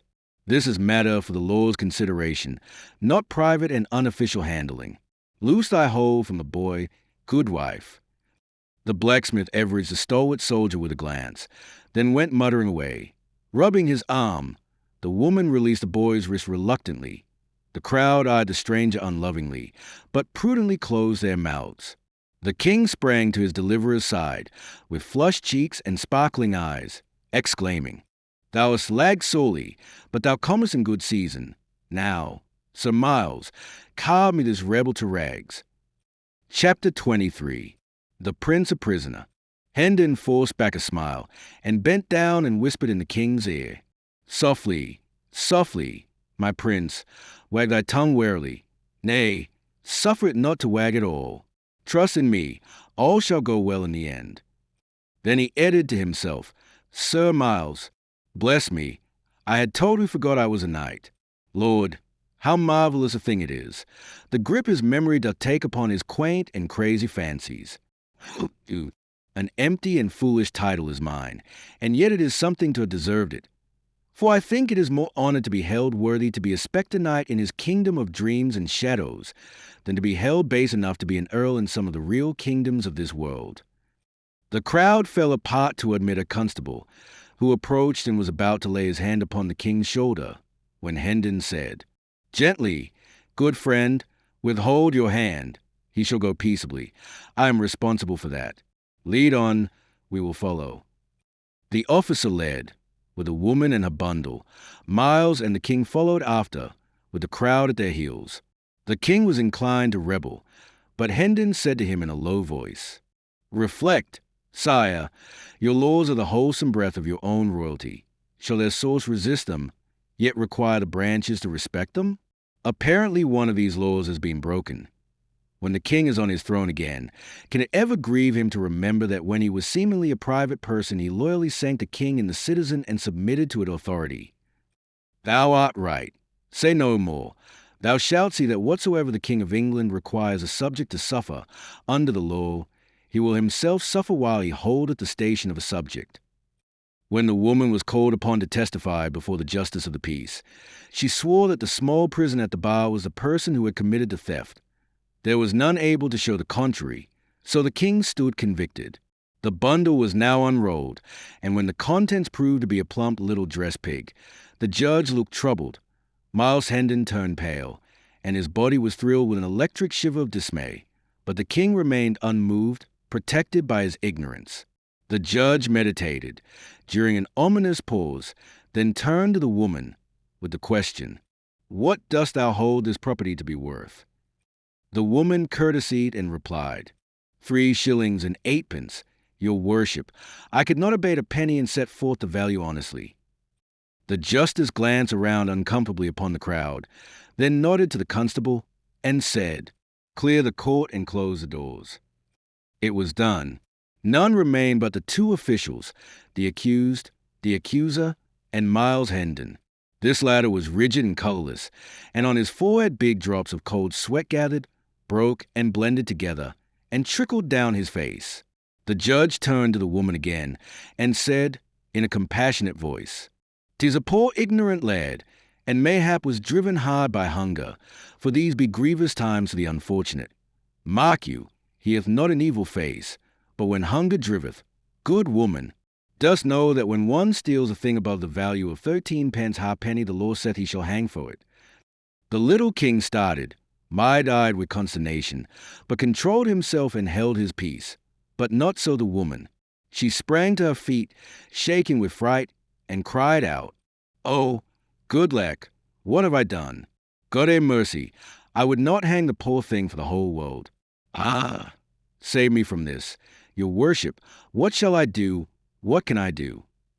The justice maintained his judicial composure, and simply said, "Doubtless it is allowable to revise the value, since it is not yet writ upon the record." Then in God's name call the pig 8 pence, and heaven bless the day that freed my conscience of this awesome thing. Miles Hendon forgot all decorum in his delight, and surprised the king and wounded his dignity by throwing his arms around him and hugging him. The woman made her grateful adieus and started away with a pig. And when the constable opened the door for her, he followed her out into the narrow hall. The justice proceeded to write in his record book. Hendon, always alert, thought he would like to know why the officer followed the woman out. So he slipped softly into the dusky hall and listened. He heard a conversation to this effect. "It is a fat pig and promises good eating.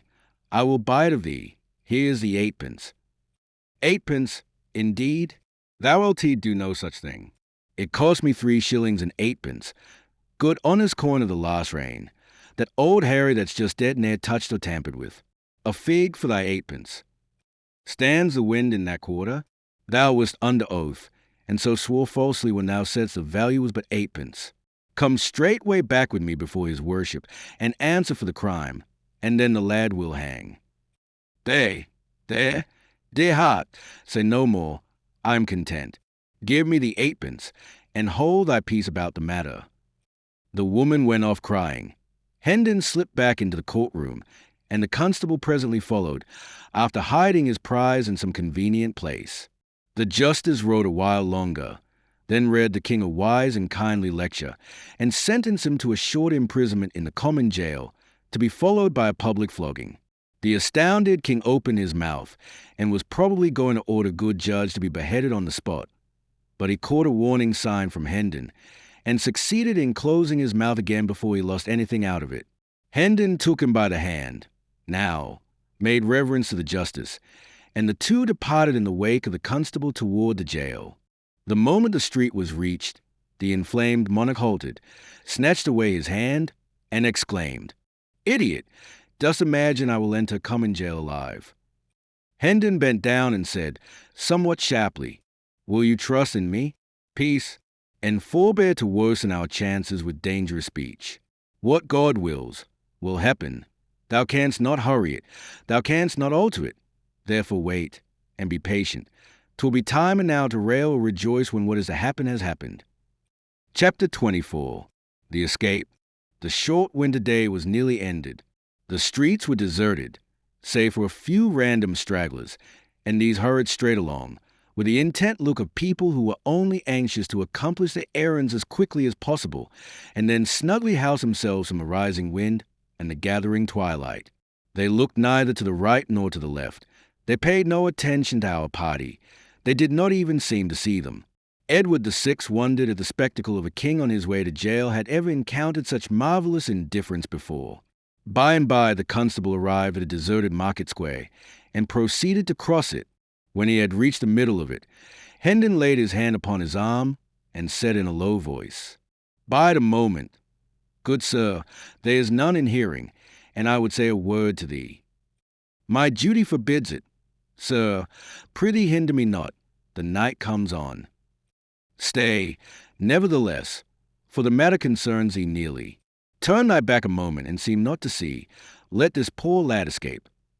This to me. Sir, I arrest thee in. Nay, be not too hasty. See thou be careful and commit no foolish error." Then he shut his voice down to a whisper, and said in the man's ear, "The pig thou hast purchased for 8 pence may cost thee thy neck, man." The poor constable, taken by surprise, was speechless, at first, then found his tongue and fell to blustering and threatening. But Hendon was tranquil, and waited with patience till his breath was spent, then said, "I have a liking to thee, friend, and would not willingly see thee come to harm. Observe, I heard it all, every word. I will prove it to thee." Then he repeated the conversation which the officer and the woman had together in the hall, word for word, and ended with, "There, have I set it forth correctly? Should not I be able to set it forth correctly before the judge, if occasion required?" The man was dumb with fear and distress, for a moment. Then he rallied, and said with forced lightness, "'Tis making a mighty matter. Indeed, out of a jest, I but played the woman for mine amusement. Kept you the woman's pig for amusement." The man answered sharply, "Naught else. Good sir, I tell thee 'twas but a jest." "I do begin to believe thee," said Hendon, with a perplexing mixture of mockery and half conviction in his tone. "But tarry thou here a moment whilst I run and ask his worship, for nathless, he being a man experienced in law, in jests, in... He was moving away, still talking. The constable hesitated, fidgeted, sped out an oath or two, then cried out, "Hold, hold, good sir, prithee wait a little. The judge. Why, man, he hath no more sympathy with the jesting of the dead corpse. Come, and we will speak further. Oh, dear's body, I seem to be an evil case, and all for an innocent and thoughtless pleasantry. I am a man of family, and my wife and little ones. List a reason. Good your worship, what wouldst thou of me? Only that thou be blind and dumb and paralytic, whilst one may count 100,000, counting slowly, said Hendon, with the expression of a man who asks a reasonable favor, and that a very little one. It is my destruction, said the constable despairingly. Ah, be reasonable, good sir. Only look at this matter on all its sides, and see how mere jest it is, how manifestly and how plainly it is so. And even if one granted it were not a jest, it is a fault so small that in the grimmest penalty it could call forth will be but a rebuke and warning from a judge's lips. Hendon replied with a solemnity which chilled the air about him. This jest of thine of the name, in law, what it is. I knew it not. Peradventure I have been unwise. I never dreamed it had a name. Ah, sweet heaven, I thought it was original. Yes, it of the name. In the law this crime is called non compos mentis lex talionis sic transit gloria mundi. Ah, my God! And the penalty is death. God be merciful to me a sinner. By advantage taken of one in fault, in dire peril, and at thy mercy, thou hast seized goods worth above 13 pence halfpenny, paying but a trifle for the same.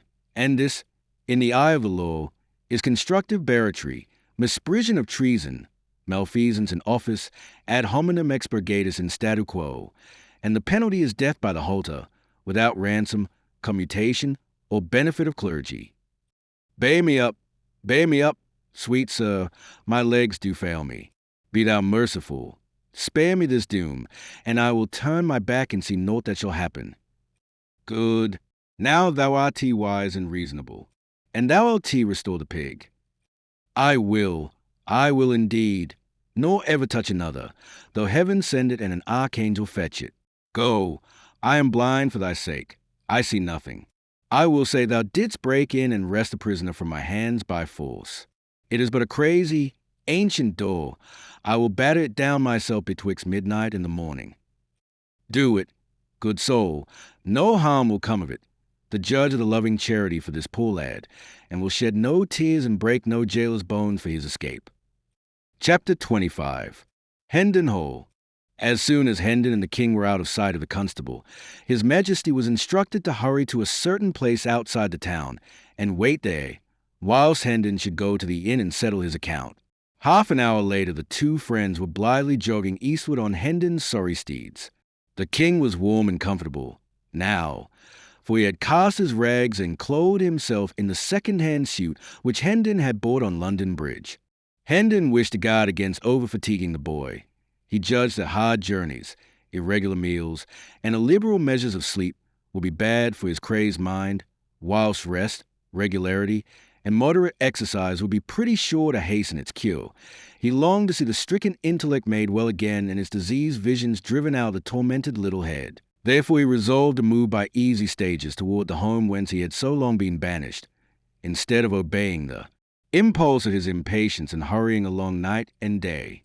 When he and the king had journeyed about 10 miles, they reached a considerable village, and halted there for the night at a good inn. The former relations were resumed.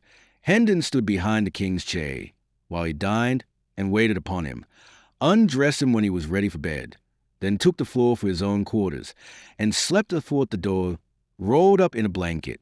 The next day, and the day after, they jogged lazily along, talking over the adventures they had met since their separation, and mightily enjoying each other's narratives.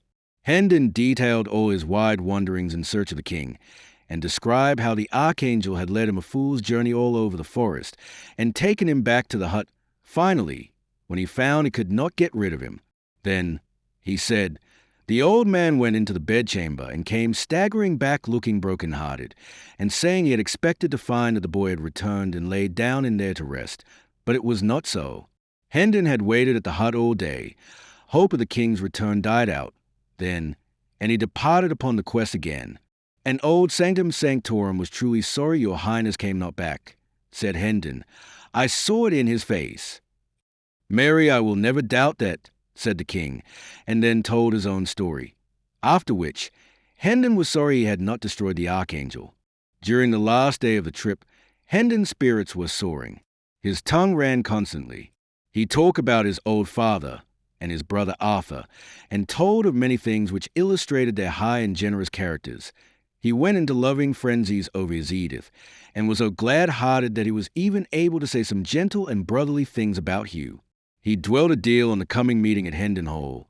What a surprise it would be to everybody, and what an outburst of thanksgiving and delight there would be. It was a fair region, dotted with cottages and orchards, and the road led through broad pasture lands whose receding expanses, marked with gentle elevations and depressions, suggested the swelling and subsiding undulations of the sea. In the afternoon, the returning prodigal made constant deflections from his course to see if by ascending some hillock he might not pierce the distance and catch a glimpse of his home. At last he was successful, and cried out excitedly, "There's the village, my prince, and there's the Hole close by. You may see the tower from here, and that wood there, that is my father's park. Ah, now thou'lt know what state and grand you be. A house with 70 rooms. Think of that, and 27 servants. A brave lodging for such as we. Is it not so? Come, let us speed. My impatience will not brook further delay." All possible hurry was made. Still, it was after 3 o'clock before the village was reached. The travelers scampered through it, Hendon's tongue going all the time. Here is the church, covered with the same ivy, none gone, none added. Yonder is the inn, the old Red Lion, and yonder is the marketplace. Here is the maypole, and here the pump. Nothing is altered, nothing but the people, at any rate. 10 years make a change in people. Some of these I seem to know, but none know me. So his chat ran on. The end of the village was soon reached. Then the travelers struck into a crooked, narrow road, walled in with tall hedges, and hurried briskly along it for half a mile, then passed into a vast flower garden through an imposing gateway, whose huge stone pillars bore sculptured armorial devices. A noble mansion was before them. "Welcome to Hendon Hall, my king," exclaimed Miles. "Ah, 'tis a great day. My father and my brother, and the Lady Edith will be so mad with joy that they will have eyes and tongue for none but me in the first transports of the meeting, and so thou'lt seem but coldly welcomed. But mind it not. 'Twill soon seem otherwise. For when I say thou art my ward, and tell them how costly is my love for thee, thou'lt see them take thee to their breast for Miles Hendon's sake, and make their house and hearts thy home for ever after." The next moment Hendon sprang to the ground before the great door, helped the king down, then took him by the hand and rushed within. A few steps brought him to a spacious apartment. He entered, seated the king with more hurry than ceremony, then ran toward a young man who sat at a writing table in front of a generous fire of logs. "Embrace me, Hugh," he cried, "and say thou art glad I am come again. And call our father, for home is not home till I shall touch his hand, and see his face, and hear his voice once more." But Hugh only drew back, after betraying a momentary surprise, and bent a grave stare upon the intruder, a stare which indicated somewhat of offended dignity, at first, then changed, in response to some inward thought or purpose, to an expression of marveling curiosity, mixed with a real or assumed compassion. Presently he said, in a mild voice, "Thou wouldst seem touched, poor stranger. Doubtless thou hast suffered privations and rude buffetings at the world's hands. Thy looks and dress betoken it. Whom dost thou take me to be?" "Take thee? Prithee, for whom else than whom thou art?" "I take thee to be Hugh Hendon," said Miles, sharply. The other continued, in the same soft tone, "And whom dost thou imagine thyself to be?" "Imagination hath naught to do with it. Dost thou pretend thou knowest me not for thy brother Miles Hendon?" An expression of pleased surprise flitted across Hugh's face, and he exclaimed, "What? Thou art not jesting?" Can the dead come to life? God be praised if it be so. Our poor lost boy restored to our arms after all these cruel years. Aye, it seems too good to be true. It is too good to be true. I charge thee, have pity, do not trifle with me. Quick, come to the light, let me scan thee well.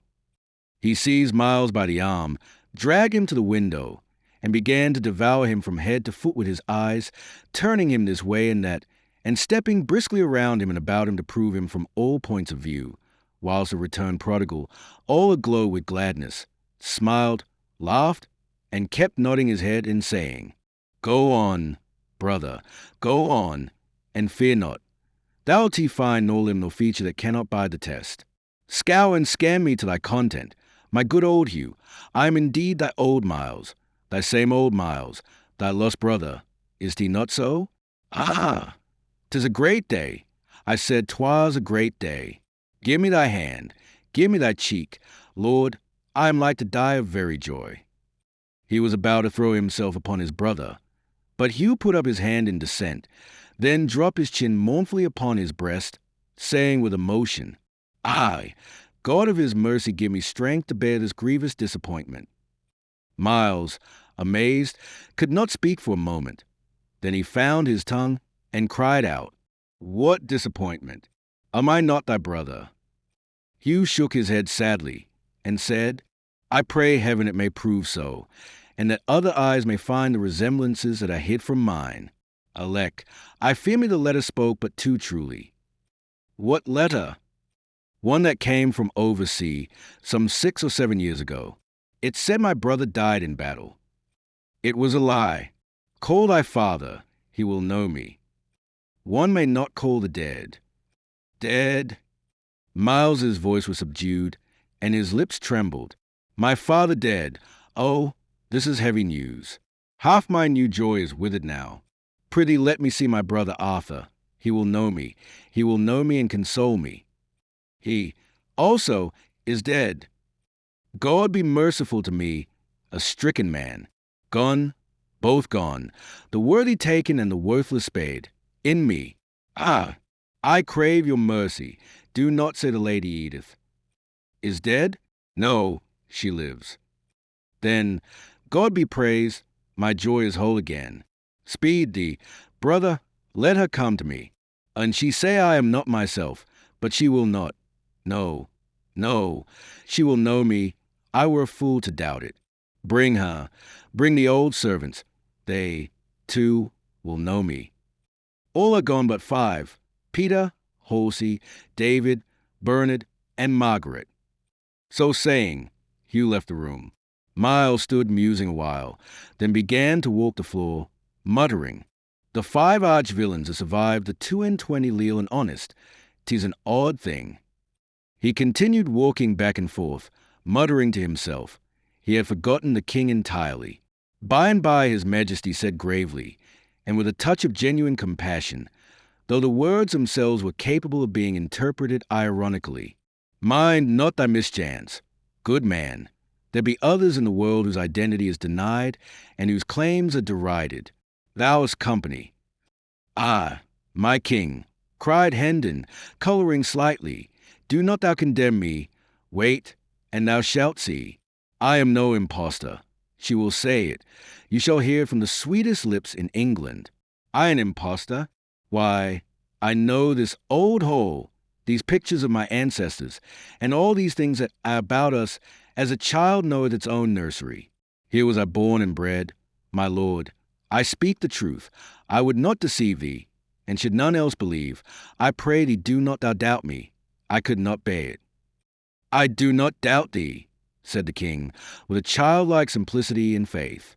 I thank thee out of my heart, exclaimed Hendon with a fervency which showed that he was touched. The king added, with the same gentle simplicity, Dost thou doubt me? A guilty confusion seized upon Hendon, and he was grateful that the door opened to admit Hugh at that moment and save him the necessity of replying. A beautiful lady, richly clothed, followed Hugh, and after her came several liveried servants. The lady walked slowly, with her head bowed and her eyes fixed upon the floor. The face was unspeakably sad. Miles Hendon sprang forward, crying out, "Oh, my Edith, my darling." But Hugh waved him back, gravely, and said to the lady, "Look upon him. Do you know him?" At the sound of Miles's voice, the woman had started slightly, and her cheeks had flushed. She was trembling now. She stood still, during an impressive pause of several moments, then slowly lifted up her head and looked into Hendon's eyes with a stony and frightened gaze. The blood sank out of her face, drop by drop, till nothing remained but the grey pallor of death. Then she said, in a voice as dead as her face, "I know him not," and turned, with a moan and a stifled sob, and tottered out of the room. Miles Hendon sank into a chair and covered his face with his hands. After a pause, his brother said to the servants, "You have observed him. Do you know him?" They shook their heads. Then the master said, "The servants know you not. Sir, I fear there is some mistake. You have seen that my wife knew you not." "Thy wife?" In an instant Hugh was pinned to the wall, with an iron grip about his throat. "Oh, thou fox-hearted slave, I see it all. Thou hast writ the lying letter thyself, and my stolen bride and goods are its fruit. There, now get thee gone, lest I shame mine honourable soldiership with the slaying of so pitiful mannikin." Hugh, red-faced and almost suffocated, reeled to the nearest chair, and commanded the servants to seize and bind the murderous stranger. They hesitated, and one of them said, "He is armed, Sir Hugh, and we are weaponless." "Armed? What of it, and ye so many? Upon him, I say." But Miles warned them to be careful what they did, and added, "Ye know me of old. I have not changed. Come on, and it like you." This reminder did not hearten the servants much. They still held back. "Then go, ye paltry cowards, and arm yourselves and guard the doors. Miles, I send one to fetch the watch," said Hugh. He turned at the threshold and said to Miles, "You'll find it to your advantage to offend not with useless endeavours at escape." "Escape? Spare thyself discomfort, and that is all that troubles thee. For Miles Hendon is master of Hendon Hall and all its belongings. He will remain, doubt it not." Chapter 26. Disowned. The king sat musing a few moments, then looked up and said, "'Tis strange, most strange. I cannot account for it." "No, it is not strange, my liege. I know him, and this conduct is but natural. He was a rascal from his birth." "Oh, I spake not of him, Sir Miles." "Not of him? Then of what? What is it that is strange?" "That the king is not missed." "How? Which? I doubt I do not understand." "Indeed? Does it not strike you as being passing strange that the land is not filled with couriers and proclamations describing my person and making search for me? Is it no matter for commotion and distress that the head of the state is gone, that I am vanished away in loss?" "Most true, my king, I had forgot." Then Hendon sighed and muttered to himself, "Poor ruined mind, still busy with its pathetic dream. But I have a plan that shall right us both. I will write a paper, in 3 tongues, Latin, Greek, and English, and thou shalt haste away with it to London in the morning. Give it to none but my uncle, the Lord Hertford. When he shall see it, he will know and say I wrote it. Then he will send for me. Might it not be best, my prince, that we wait here until I prove myself and make my right secure to my domains? I should be so much the better able then to." The king interrupted him imperiously. "Peace! What are thy paltry domains, thy trivial interests, contrasted with matters which concern the weal of a nation and the integrity of a throne?" Then he added, in a gentle voice, as if he was sorry for his severity, "Obey, and have no fear. I will right thee. I will make thee whole. Yes, more than whole. I shall remember and requite." So saying, he took the pen and set himself to work. Hendon contemplated him lovingly a while, then said to himself, "An it were dark, I should think it was a king that spoke. There is no denying it. When the humour's upon on him, he doth thunder and lighten like your true king. Now where got he that trick? See him scribble and scratch away contentedly at his meaningless pothooks, fancying them to be Latin and Greek. and accept my which shall serve me with a lucky device for diverting him from his purpose, I shall be forced to pretend to post away tomorrow on this wild errand he had invented for me. The next moment Sir Miles's thoughts had gone back to the recent episode. So absorbed was he in his musings, that when the king presently handed him the paper which he had been writing, he received it and pocketed it without being conscious of the act. How marvelous strange he acted, he muttered. I think she knew me, and I think she did not know me. These opinions do conflict. I perceive it plainly. I cannot reconcile them. Neither can I, by argument, dismiss either of the two, or even persuade one to outweigh the other. The matter standeth simply thus. She must have known my face, my figure, my voice, for how could it be otherwise? Yet she said she knew me not, and that is proof perfect, for she cannot lie. But stop, I think I begin to see. Peradventure he hath influenced her, commanded her, compelled her to lie. That is a solution. The riddle is unriddled. She seemed dead with fear. Yes, she was under his compulsion. I will seek her. I will find her. Now that he is away, she will speak her true mind. She will remember the old times when we were little playfellows together, and this will soften her heart, and she will no more betray me, but will confess me. There is no treacherous blood in her. No, she was always honest and true. She has loved me in those old days. This is my security. For whom one has loved, one cannot betray. He stepped eagerly toward the door. At that moment it opened, and the Lady Edith entered.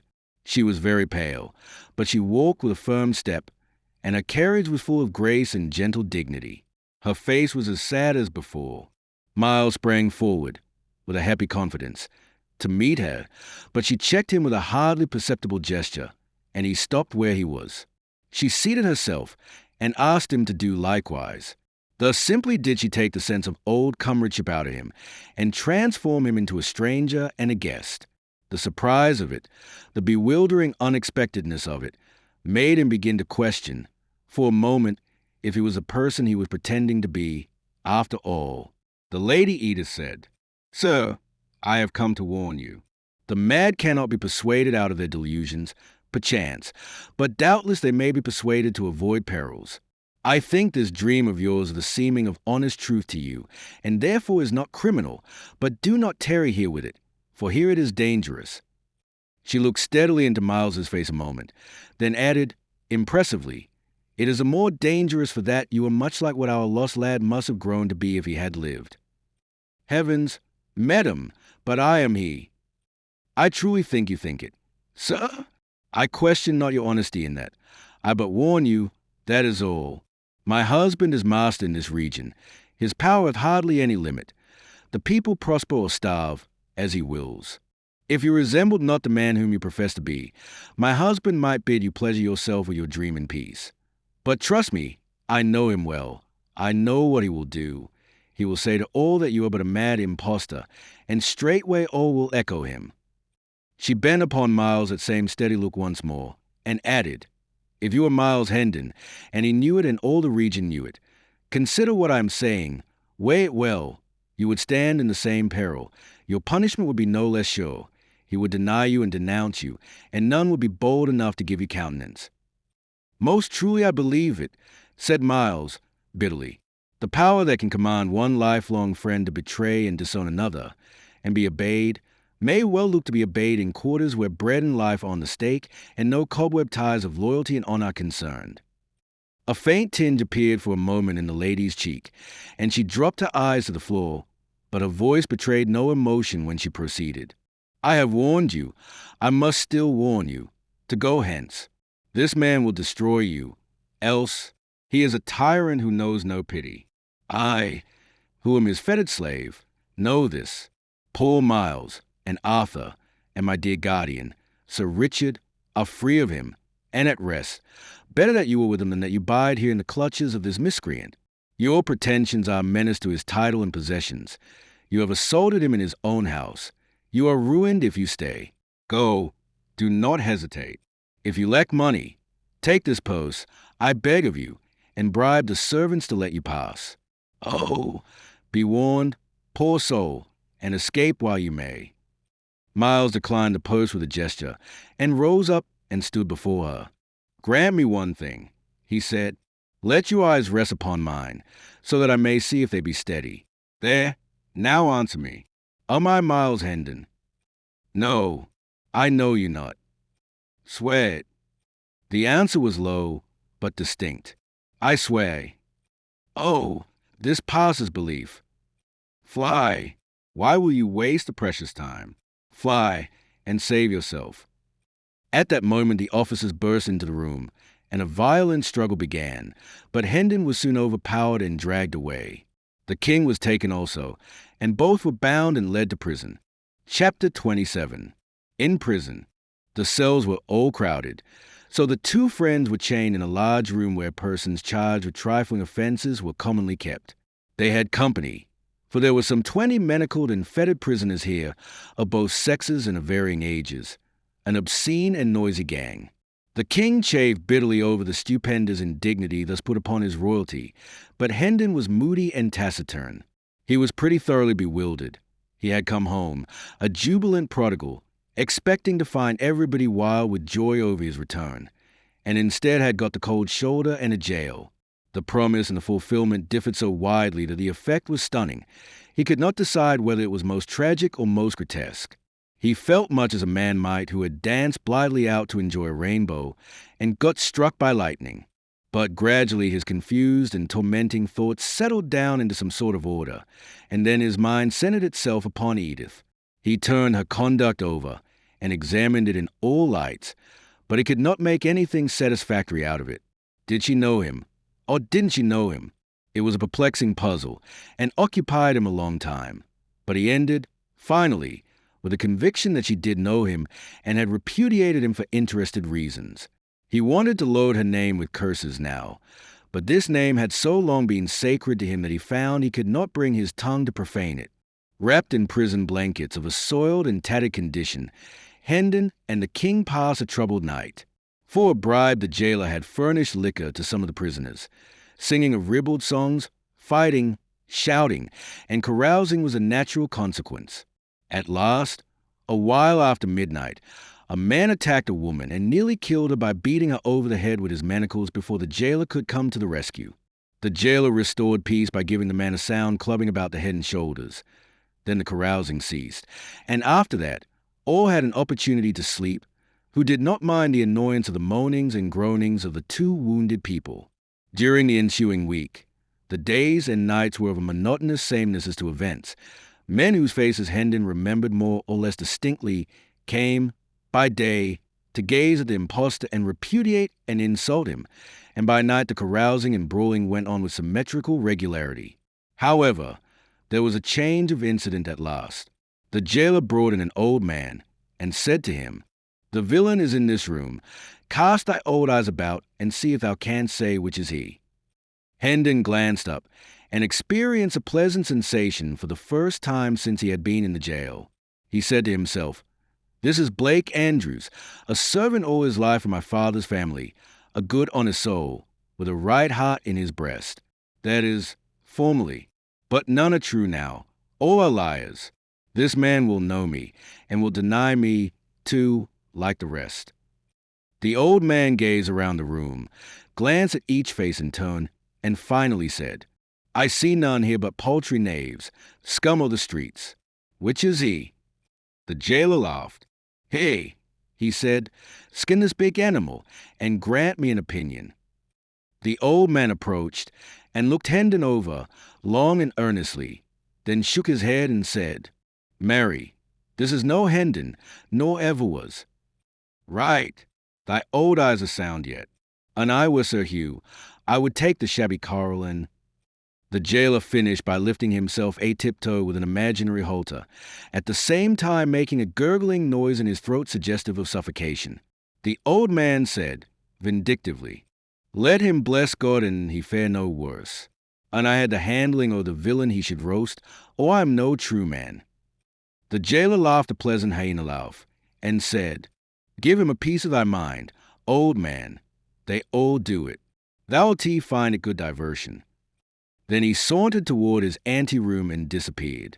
The old man dropped upon his knees and whispered, God be thanked, thou art come again, my master.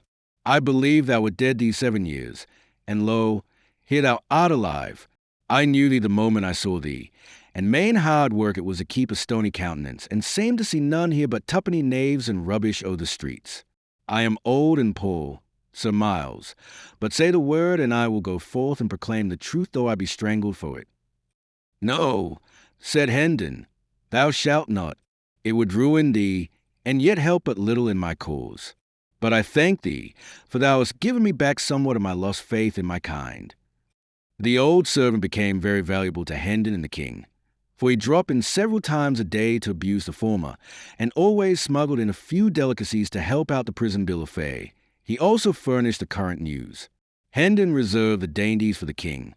Without them his majesty might not have survived, for he was not able to eat the coarse and wretched food provided by the jailer. Andrews was obliged to confine himself to brief visits, in order to avoid suspicion.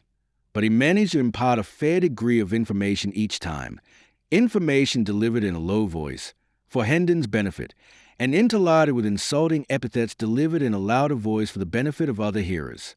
So, little by little, the story of the family came out. Arthur had been dead 6 years. This loss, with the absence of news from Hendon, impaired the father's health. He believed he was going to die, and he wished to see Hugh and Edith settled in life before he passed away. But Edith begged hard for delay, hoping for Miles's return. Then the letter came which brought the news of Miles's death. The shock prostrated Sir Richard. He believed his end was very near, and he and Hugh insisted upon the marriage. Edith begged for and obtained a month's respite, then another, and finally a third. The marriage then took place by the deathbed of Sir Richard. It had not proved a happy one. It was whispered about the country that shortly after the nuptials the bride found among her husband's papers several rough and incomplete drafts of the fatal letter, and had accused him of precipitating the marriage, and Sir Richard's death, too, by a wicked forgery. Tales of cruelty to the Lady Edith and the servants were to be heard on all hands, and since the father's death, Sir Hugh had thrown off all soft disguises and become a pitiless master toward all who in any way depended upon him and his domains for bread. There was a bit of Andrew's gossip, which the king listened to with a lively interest. There is rumor that the king is mad, but in charity forbear to say I mentioned it, for 'tis death to speak of it, they say. His Majesty glared at the old man, and said, The king is not mad, good man, and thou find it to thy advantage to busy thyself with matters that nearer concern thee than the seditious prattle. What doth the lad mean? Said Andrews, surprised at this brisk assault from such an unexpected quarter. Hendon gave him a sign, and he did not pursue his question, but went on with his budget. The late king is to be buried at Windsor in a day or two, the 16th of the month, and the new king will be crowned at Westminster the 20th. Methinks they must needs find him first, muttered his Majesty, then added, confidently, but they will look to that, and so also shall I. In the name of... But the old man got no further. A warning sign from Hendon checked his remark. He resumed the thread of his gossip. Sir Hugh goeth to the coronation, and with grand hopes. He confidently looketh to come back a peer, for he is high in favour with the Lord Protector. What Lord Protector? Asked his Majesty. His Grace the Duke of Somerset. What Duke of Somerset? Marry, there is but one, Seymour, Earl of Hertford. The king asked sharply, Since when is he a duke and Lord Protector? Since the last day of January. And prithee who made him so? Himself and the great council, with help of the king. His Majesty started violently. The king! He cried, What king, good sir? What king, indeed? God have mercy, what aileth the boy? Said we have but one. 'Tis not difficult to answer. His most sacred Majesty King Edward VI, whom God preserve.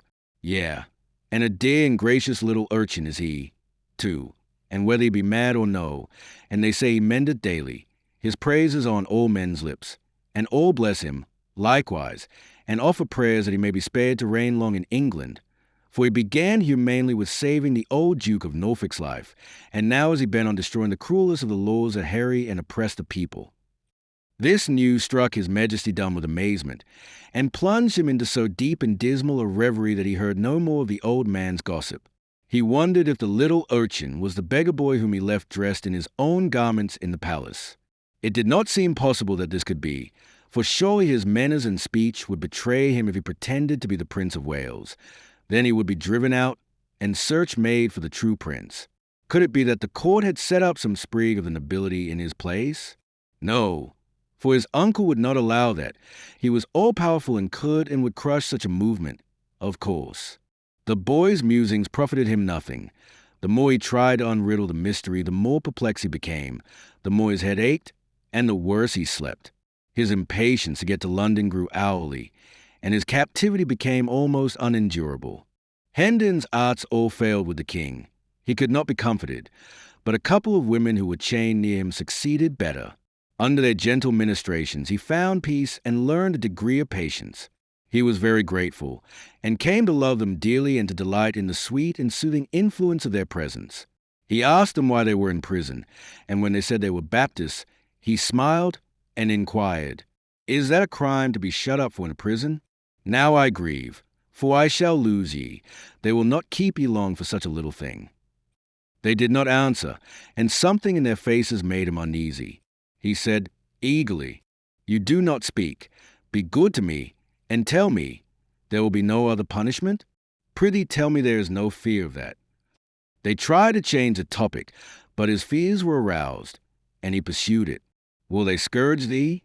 "No, no, they would not be so cruel. Say they would not. Come, they will not, will they?" The women betrayed confusion and distress, but there was no avoiding an answer, so one of them said, in a voice choked with emotion, "Oh, thou wilt break our hearts, thou gentle spirit. God will help us to bear our." "It is a confession," the king broke in. "Then they will scourge thee, the stony-hearted wretches. But oh, thou must not weep, I cannot bear it. Keep up thy courage. I shall come to my own in time to save thee from this bitter thing, and I will do it." When the king awoke in the morning, the women were gone. "They are saved," he said, joyfully, then added, despondently, "But woe is me, for they were my comforters." Each of them had left a shred of ribbon pinned to his clothing, in token of remembrance. He said he would keep these things always, and that soon he would seek out these dear good friends of his and take them under his protection. Just then the jailer came in with some subordinates, and commanded that the prisoners be conducted to the jail yard. The king was overjoyed. It would be a blessed thing to see the blue sky and breathe the fresh air once more. He fretted and chafed at the slowness of the officers, but his turn came at last, and he was released from his staple and ordered to follow the other prisoners with Hendon. The court or quadrangle was stone-paved and open to the sky. The prisoners entered it through a massive archway of masonry, and were placed in file, standing, with their backs against the wall.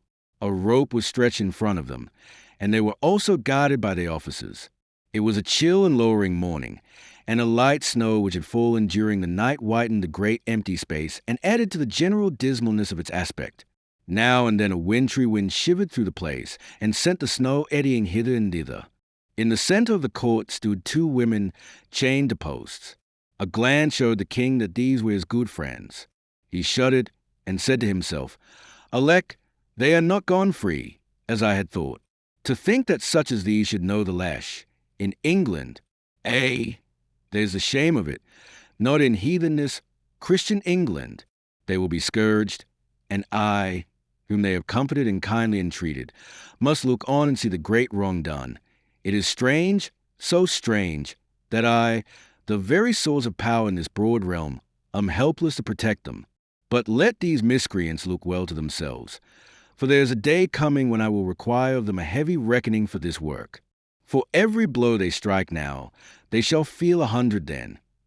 A great gate swung open, and a crowd of citizens poured in. They flocked around the two women, and hid them from the king's view. A clergyman entered and passed through the crowd, and he also was hidden. The king now heard talking, back and forth, as if questions were being asked and answered, but he could not make out what was said. Next there was a deal of bustle and preparation, and much passing and repassing of officials through that part of the crowd that stood on the further side of the women, and whilst this proceeded, a deep hush gradually fell upon the people. Now, by command, the masses parted and fell aside, and the king saw a spectacle that froze the marrow in his bones. Faggots had been piled about the two women, and a kneeling man was lighting them. The women bowed their heads and covered their faces with their hands. The yellow flames began to climb upward among the snapping and crackling faggots, and wreaths of blue smoke to stream away on the wind. The clergyman lifted his hands and began a prayer. Just then 2 young girls came flying through the great gate, uttering piercing screams, and threw themselves upon the women at the stake. Instantly they were torn away by the officers, and one of them was kept in a tight grip. But the other broke loose, saying she would die with her mother, and before she could be stopped she had flung her arms about her mother's neck again. She was torn away once more, and with a gown on fire. 2 or 3 men held her, and the burning portion of her gown was snatched off and thrown flaming aside, she struggling all the while to free herself, and saying she would be alone in the world now, and begging to be allowed to die with her mother. Both the girls screamed continually and fought for freedom, but suddenly this tumult was drowned under a volley of heart-piercing shrieks of mortal agony. The king glanced from the frantic girls to the stake, then turned away and leaned his ashen face against the wall, and looked no more. He said, "That which I have seen in that one little moment will never go out from my memory, but will abide there, and I shall see it all the days, and dream of it all the nights, till I die. Would God I had been blind." Hendon was watching the king. He said to himself with satisfaction, "His disorder mendeth, he hath changed, and groweth gentler." If he had followed his wont, he would have stormed at these varlets, and said he was king, and commanded that the women be turned loose unscathed. Soon his delusion will pass away and be forgotten, and his poor mind will be whole again. God speed the day. That same day several prisoners were brought in to remain overnight, who were being conveyed, under guard, to various places in the kingdom, to undergo punishment for crimes committed. The king conversed with these. He had made it a point, from the beginning, to instruct himself for the kingly office by questioning prisoners whenever the opportunity offered, and the tale of their woes wrung his heart. One of them was a poor half-witted woman who had stolen a yard or 2 of cloth from a weaver. She was to be hanged for it. Another was a man who had been accused of stealing a horse. He said the proof had failed, and he had imagined that he was safe from the halter. But no, he was hardly free before he was arraigned for killing a deer in the king's park. This was proved against him, and now he was on his way to the gallows. There was a tradesman's apprentice whose case particularly distressed the king. This youth said he found a hawk one evening that had escaped from its owner, and he took it home with him, imagining himself entitled to it. But the court convicted him of stealing it and sentenced him to death. The king was furious over these inhumanities, and wanted Hendon to break jail and fly with him to Westminster, so that he could mount his throne and hold out his scepter in mercy over these unfortunate people and save their lives. Poor child, sighed Hendon. These woeful tales had brought his melody upon him again. Alack, but for this evil hap, he would have been well in a little time. Among these prisoners was an old lawyer, a man with a strong face and a dauntless mien. 3 years passed. He had written a pamphlet against the Lord Chancellor, accusing him of injustice, and had been punished for it by the loss of his ears in the pillory and degradation from the bar, and in addition had been fined £3,000 and sentenced to imprisonment for life. Lately he had repeated his offence, and in consequence was now under sentence to lose what remained of his ears, pay a fine of £5,000, be branded on both cheeks, and remain in prison for life. "These be honourable scars," he said, and turned back his grey hair and showed the mutilated stubs of what had once been his ears. "The kings I burn with passion," he said. "None believe in me, neither wilt thou. But no matter, within the compass of a month thou shalt be free.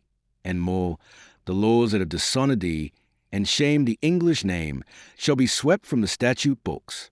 The world is made wrong. Kings should go to school to their own laws at times, and so learn mercy." Chapter 28. The Sacrifice. Meantime Miles was growing sufficiently tired of confinement and inaction, but now his trial came on, to his great gratification, and he thought he could welcome any sentence provided a further imprisonment should not be a part of it. But he was mistaken about that. He was in a fine fury when he found himself described as a sturdy vagabond and sentenced to sit 2 hours in the stocks for bearing that character and for assaulting the master of Hendon Hall. His pretensions as to brothership with his prosecutor and rightful heirship to the Hendon honours and estates were left contemptuously unnoticed, as being not even worth examination. He raged and threatened on his way to punishment, but it did no good. He was snatched roughly along by the officers and got an occasional cuff, besides, for his irreverent conduct. The king could not pierce through the rebel that swarmed behind, so he was obliged to follow in the rear, remote from his good friend and servant. The king had been nearly condemned to the stocks himself for being in such bad company, but had been let off with a lecture and a warning, in consideration of his youth. When the crowd at last halted, he flitted feverishly from point to point around its outer rim, hunting a place to get through, and at last, after a deal of difficulty and delay, succeeded. There sat his poor henchman in the degrading stocks, the sport and butt of a dirty mob. He, the body servant of the King of England. Edward had heard the sentence pronounced, but he had not realized the half that it meant. His anger began to rise as a sense of this new indignity which had been put upon him sank home. It jumped to summer heat. The next moment, when he saw an egg sail through the air and crush itself against Hendon's cheek, and heard the crowd roar its enjoyment of the episode, he sprang across the open circle and confronted the officer in charge, crying, "For shame! This is my servant. Set him free. I am the—" "Oh, peace!" exclaimed Hendon, in a panic. "Thou'lt destroy thyself. Mind him not. Officer, he is mad. Give thyself no trouble as to the matter of minding him. Good man, I have small mind to mind him, but as to teaching him somewhat, to that I am well inclined." He turned to subordinate and said, "Give the little fool a taste or two of the lash, to mend his manners."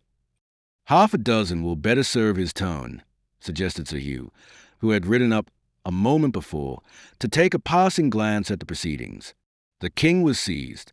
He did not even struggle, so paralyzed was he with the mere thought of the monstrous outrage that was proposed to be inflicted upon his sacred person. History was already defiled with the record of the scourging of an English king with whips. It was an intolerable reflection that he must furnish a duplicate of that shameful page. He was in the toils. There was no help for him. He must either take this punishment or beg for its remission. Hard conditions. He would take the stripes. A king might do that, but a king could not beg. But meantime, Miles Hendon was resolving the difficulty. "Let the child go," said he. "Ye heartless dogs, do ye not see how young and frail he is? Let him go. I will take his lashes." "Mary, a good thought, and thanks for it," said Sir Hugh, his face lighting with a sardonic satisfaction. "Let the little beggar go, and give this fellow a dozen in his place, an honest dozen, well laid on." The king was in the act of entering a fierce protest, but Sir Hugh silenced him with a potent remark. "Yes, speak up, do, and free thy mind. Only, mark ye, that for each word you utter he shall get 6 strokes the more." Hendon was removed from the stocks, and his back laid bare, and whilst the lash was applied, the poor little king turned away his face and allowed unroyal tears to channel his cheeks unchecked. "Aye, brave good heart," he said to himself, "this loyal deed shall never perish out of my memory. I will not forget it, and neither shall they," he added with passion. Whilst he mused, his appreciation of Hendon's magnanimous conduct grew to greater and still greater dimensions in his mind, and so also did his gratefulness for it. Presently he said to himself, "Who saves his prince from wounds and possible death, and this he did for me, performs high service. But it is little, it is nothing, oh, less than nothing, when 'tis weighed against the act of him who saves his prince from shame." Hendon made no outcry under the scourge, but bore the heavy blows with soldierly fortitude. This, together with his redeeming the boy by taking his stripes for him, compelled the respect of even that forlorn and degraded mob that was gathered there, and its jibes and hootings died away, and no sound remained of the sound of the falling blows. The stillness that pervaded the place, when Hendon found himself once more in the stocks, was in strong contrast with the insulting clamour which had prevailed there so little a while before.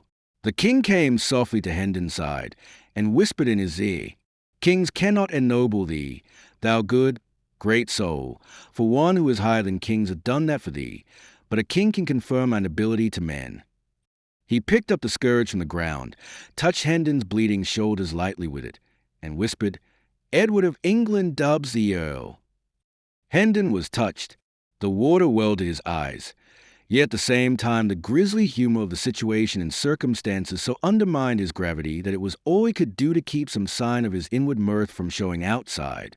To be suddenly hoisted, naked and gory, from the common stocks to the alpine altitude and splendor of an earldom, seemed to him the last possibility in the line of the grotesque. He said to himself, "Now am I finely tinselled, indeed. The spectre knight of the kingdom of dreams and shadows has become a spectre earl, a dizzy flight for a callow wing. And this go on, I shall presently be hung like a very maypole with fantastic gauds and make-believe honours.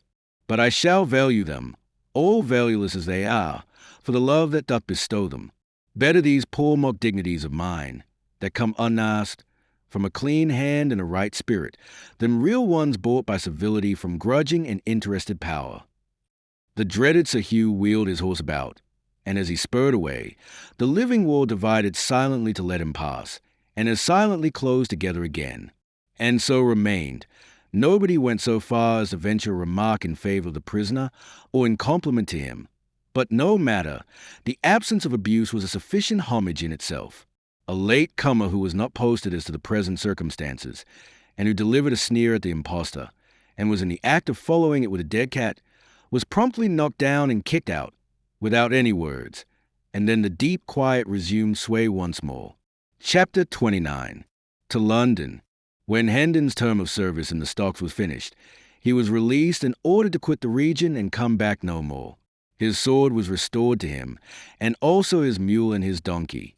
He mounted and rode off, followed by the king, the crowd opening with quiet respectfulness to let them pass, and then dispersing when they were gone. Hendon was soon absorbed in thought. There were questions of high import to be answered. What should he do? Whither should he go? Powerful help must be found somewhere, or he must relinquish his inheritance and remain under the imputation of being an impostor besides. Where could he hope to find this powerful help? Where, indeed? It was a knotty question. By and by a thought occurred to him which pointed to a possibility, the slenderest of slender possibilities. Certainly, but still worth considering, for lack of any other that promised anything at all. He remembered what old Andrews had said about the young king's goodness and his generous championship of the wronged and unfortunate. Why not go and try to get speech of him and beg for justice? Yes, but could so fantastic a pauper get admission to the august presence of a monarch? Never mind. Let that matter take care of itself. It was a bridge that would not need to be crossed till he should come to it. He was an old campaigner, and used to inventing shifts and expedients. No doubt he would be able to find a way. Yes, he would strike for the capital. Maybe his father's old friend Sir Humphrey Marlowe would help him. Good old Sir Humphrey, head lieutenant of the late King's Kitchen, or stables, or something. Miles could not remember just what or which. Now that he had something to turn his energies to, a distinctly defined object to accomplish, the fog of humiliation and depression which had settled down upon his spirits lifted and blew away, and he raised his head and looked about him. He was surprised to see how far he had come. The village was away behind him. The king was jogging along in his wake, with his head bowed, for he, too, was deep in plans and thinkings. A sorrowful misgiving clouded Hendon's newborn cheerfulness. Would the boy be willing to go again to a city where, during all his brief life, he had never known anything but ill usage and pinching want? But the question must be asked. It could not be avoided. So Hendon reined up and called out, "I had forgotten to inquire whither we are bound." "Thy commands, my liege." "To London." Hendon moved on again, mightily contented with the answer, but astounded at it too. The whole journey was made without an adventure of importance, but it ended with one. About 10 o'clock on the night of the 19th of February, they stepped upon London Bridge, in the midst of a writhing, struggling jam of howling and hurrahing people, whose beegly faces stood out strongly in the glare from manifold torches. And at that instant the decaying head of some former duke or other grandee tumbled down between them, striking Hendon on the elbow and then bounding off among the hurrying confusion of feet. So evanescent and unstable are men's works in this world. The late good king is but 3 weeks dead and 3 days in his grave, and already the adornments which he took such pains to select from prominent people for his noble bridge are falling. A citizen stumbled over that head, and drove his own head into the back of somebody in front of him, who turned and knocked down the first person that came handy, and was promptly laid out himself by that person's friend. It was the ripe time for a free fight, for the festivities of the morrow, Coronation Day, were already beginning. Everybody was full of strong drink and patriotism. Within 5 minutes, a free fight was occupying a good deal of ground. Within 10 or 12, it covered an acre or so, and would become a riot. By this time, Hendon and the king were hopelessly separated from each other, and lost in the rush and turmoil of the roaring masses of humanity. And so we leave them. Chapter 30. Tom's Progress. Whilst the true king wandered about the land poorly clad, poorly fed, cuffed and derided by tramps one while, herding with thieves and murderers in a jail another, and called idiot and impostor by all impartially, the mock King Tom Canty enjoyed quite a different experience. When we saw him last, royalty was just beginning to have a bright side for him. This bright side went on brightening more and more every day. In a very little while it would become almost all sunshine and delightfulness. He lost his fears. His misgivings faded out and died. His embarrassments departed, and gave place to an easy and confident bearing. He worked the whipping boy mind to ever-increasing profit. He ordered my Lady Elizabeth and my Lady Jane Grey into his presence when he wanted to play or talk, and dismissed them when he was done with them, with the air of one familiarly accustomed to such performances. It no longer confused him to have these lofty personages kiss his hand at parting. He came to enjoy being conducted to bed in state at night, and dressed with intricate and solemn ceremony in the morning. It came to be a proud pleasure to march to dinner attended by a glittering procession of officers of state and gentlemen-at-arms, insomuch, indeed, that he doubled his guard of gentlemen-at-arms and made them 100. He liked to hear the bugles sounding down the long corridors, and the distant voices responding, "Way for the king."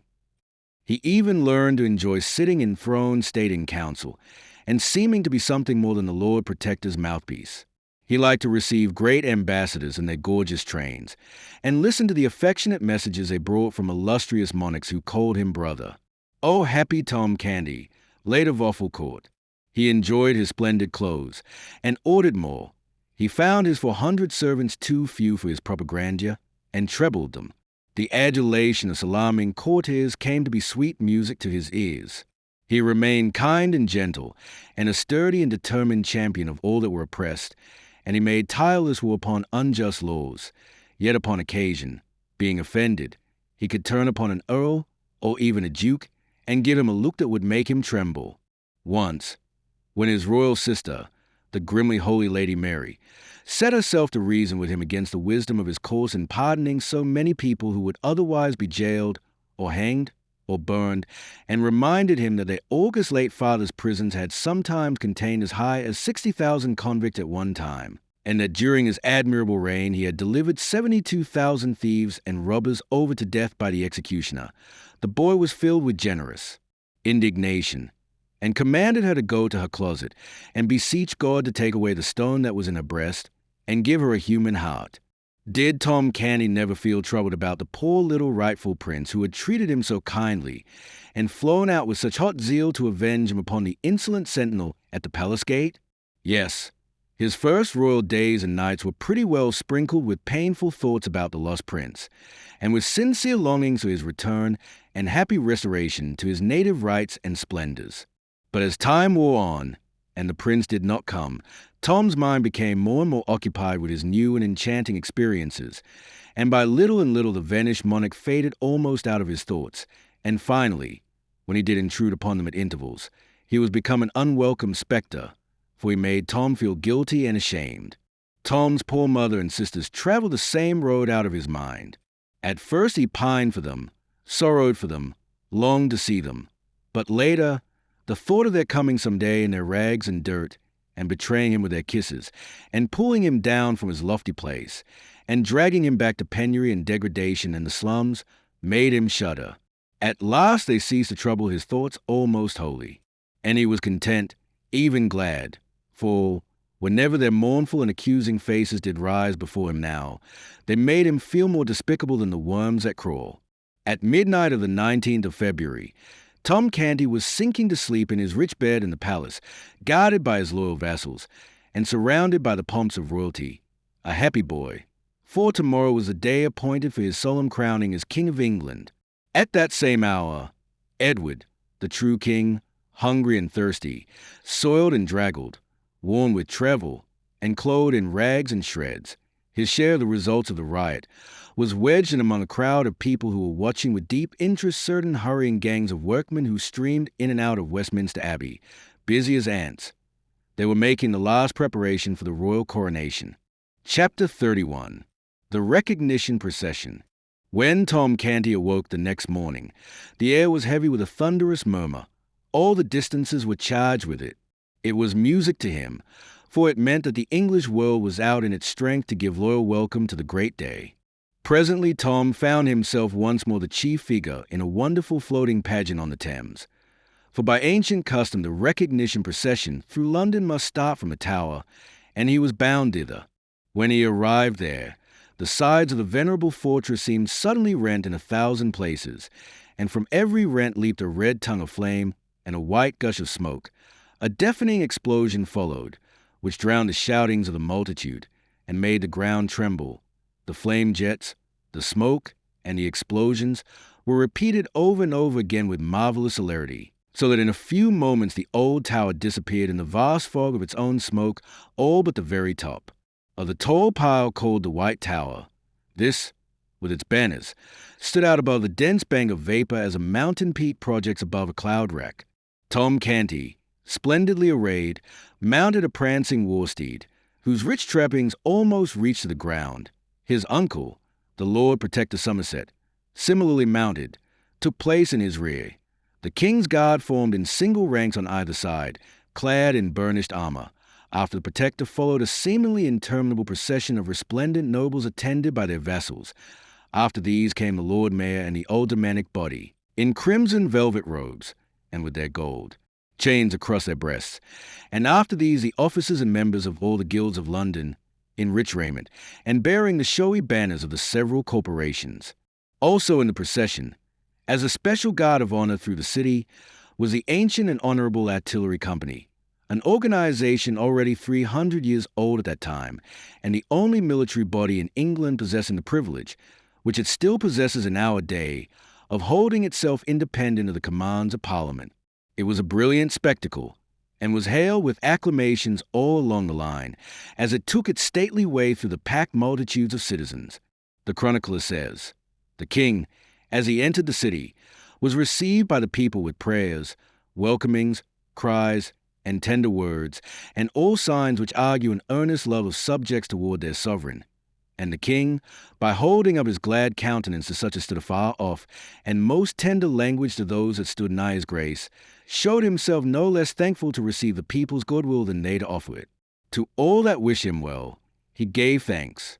To such as bade God save his grace, he said in return, God save you all, and added that he thanked them with all his heart. Wonderfully transported were the people with the loving answers and gestures of their king. In Fenchurch Street a fair child, in costly apparel, stood on a stage to welcome his majesty to the city.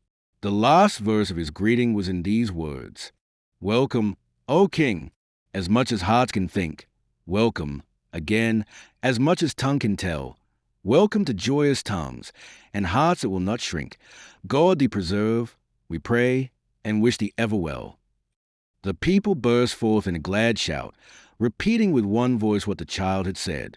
Tom Canty gazed abroad over the surging sea of eager faces, and his heart swelled with exultation, and he felt that the one thing worth living for in this world was to be a king and a nation's idol. Presently he caught sight, at a distance, of a couple of his ragged awful court comrades, one of them the Lord High Admiral in his late mimic court, the other the First Lord of the Bedchamber in the same pretentious fiction, and his pride swelled higher than ever. Oh, if they could only recognize him now! What unspeakable glory it would be if they could recognize him and realize that the derided mock king of the slums and back alleys was become a real king, with illustrious dukes and princes for his humble menials, and the English world at his feet. But he had to deny himself and choke down his desire, for such a recognition might cost more than it would come to. So he turned away his head and left the two soiled lads to go on with their shoutings and glad adulations, unsuspicious of whom it was they were lavishing them upon. Every now and then rose a cry, "Alaugus! Alaugus!" And Tom responded by scattering a handful of bright new coins abroad for the multitude to scramble for. The chronicler says, "At the upper end of Gracechurch Street, before the sign of the Eagle, the city had erected a gorgeous arch, beneath which was a stage which stretched from one side of the street to the other. This was an historical pageant, representing the king's immediate progenitors. There sat Elizabeth of York in the midst of an immense white rose, whose petals formed elaborate furbelows around her. By her side was Henry VII, issuing out of a vast red rose, disposed in the same manner. The hands of the royal pair were locked together, and the wedding ring ostentatiously displayed. From the red and white roses proceeded a stem, which reached up to a second stage, occupied by Henry VIII, issuing from a red and white rose, with the effigy of the new king's mother, Jane Seymour, represented by his side. One branch sprang from this pair, which mounted to a third stage, where sat the effigy of Edward VI, himself, enthroned in royal majesty, and the whole pageant was framed with wreaths of roses, red and white. This quaint and gaudy spectacle so roared upon the rejoicing people that their acclamations utterly smothered the small voice of the child whose business it was to explain the thing in eulogistic rhymes. But Tom Canty was not sorry, for this loyal uproar was sweeter music to him than any poetry, no matter what its quality might be. Whithersoever Tom turned his happy young face, the people recognized the exactness of his effigy's likeness to himself, the flesh and blood counterpart, and new whirlwinds of applause burst forth. The great pageant moved on, and still on, under one triumphal arch after another, and passed a bewildering succession of spectacular and symbolical tableaus, each of which typified and exalted some virtue, or talent, or merit of the little kings. Throughout the whole of Cheapside, from every penthouse and window, hung banners and streamers, and the richest carpets, stuffs, and cloth of gold tapestried the streets, specimens of the great wealth of the stores within, and the splendor of this thoroughfare was equaled in the other streets, and in some even surpassed. And all these wonders and these marvels are to welcome me, murmured Tom Canty. The mock king's cheeks were flushed with excitement, his eyes were flashing, his senses swam in a delirium of pleasure. At this point, just as he was raising his hand to fling another rich largesse, he caught sight of a pale, astounded face, which was strained forward out of the second rank of the crowd, its intense eyes riveted upon him. A sickening consternation struck through him.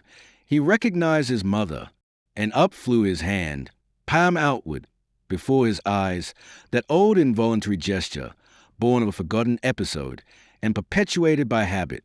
In an instant more she had torn her way out of the press, and past the guards, and was at his side. She embraced his leg. She covered it with kisses. She cried, "Oh, my child, my darling," lifting toward him a face that was transfigured with joy and love. The same instant an officer of the king's guard snatched her away with a curse, and sent her reeling back when she came with a vigorous impulse from his strong arm. The words, "I do not know you, woman," were falling from Tom Canty's lips when this piteous thing occurred, but it smote him to the heart to see her treated so. And as she turned for a last glimpse of him, whilst the crowd was swallowing her from his sight, she seemed so wounded, so broken-hearted, that shame fell upon him which consumed his pride to ashes, and withered his stolen royalty. His grandeurs were stricken valueless. They seemed to fall away from him like rotten rags. The procession moved on, and still on, through ever-augmenting splendors and ever-augmenting tempests of welcome. But to Tom Canty they were as if they had not been. He neither saw nor heard. Royalty had lost its grace and sweetness.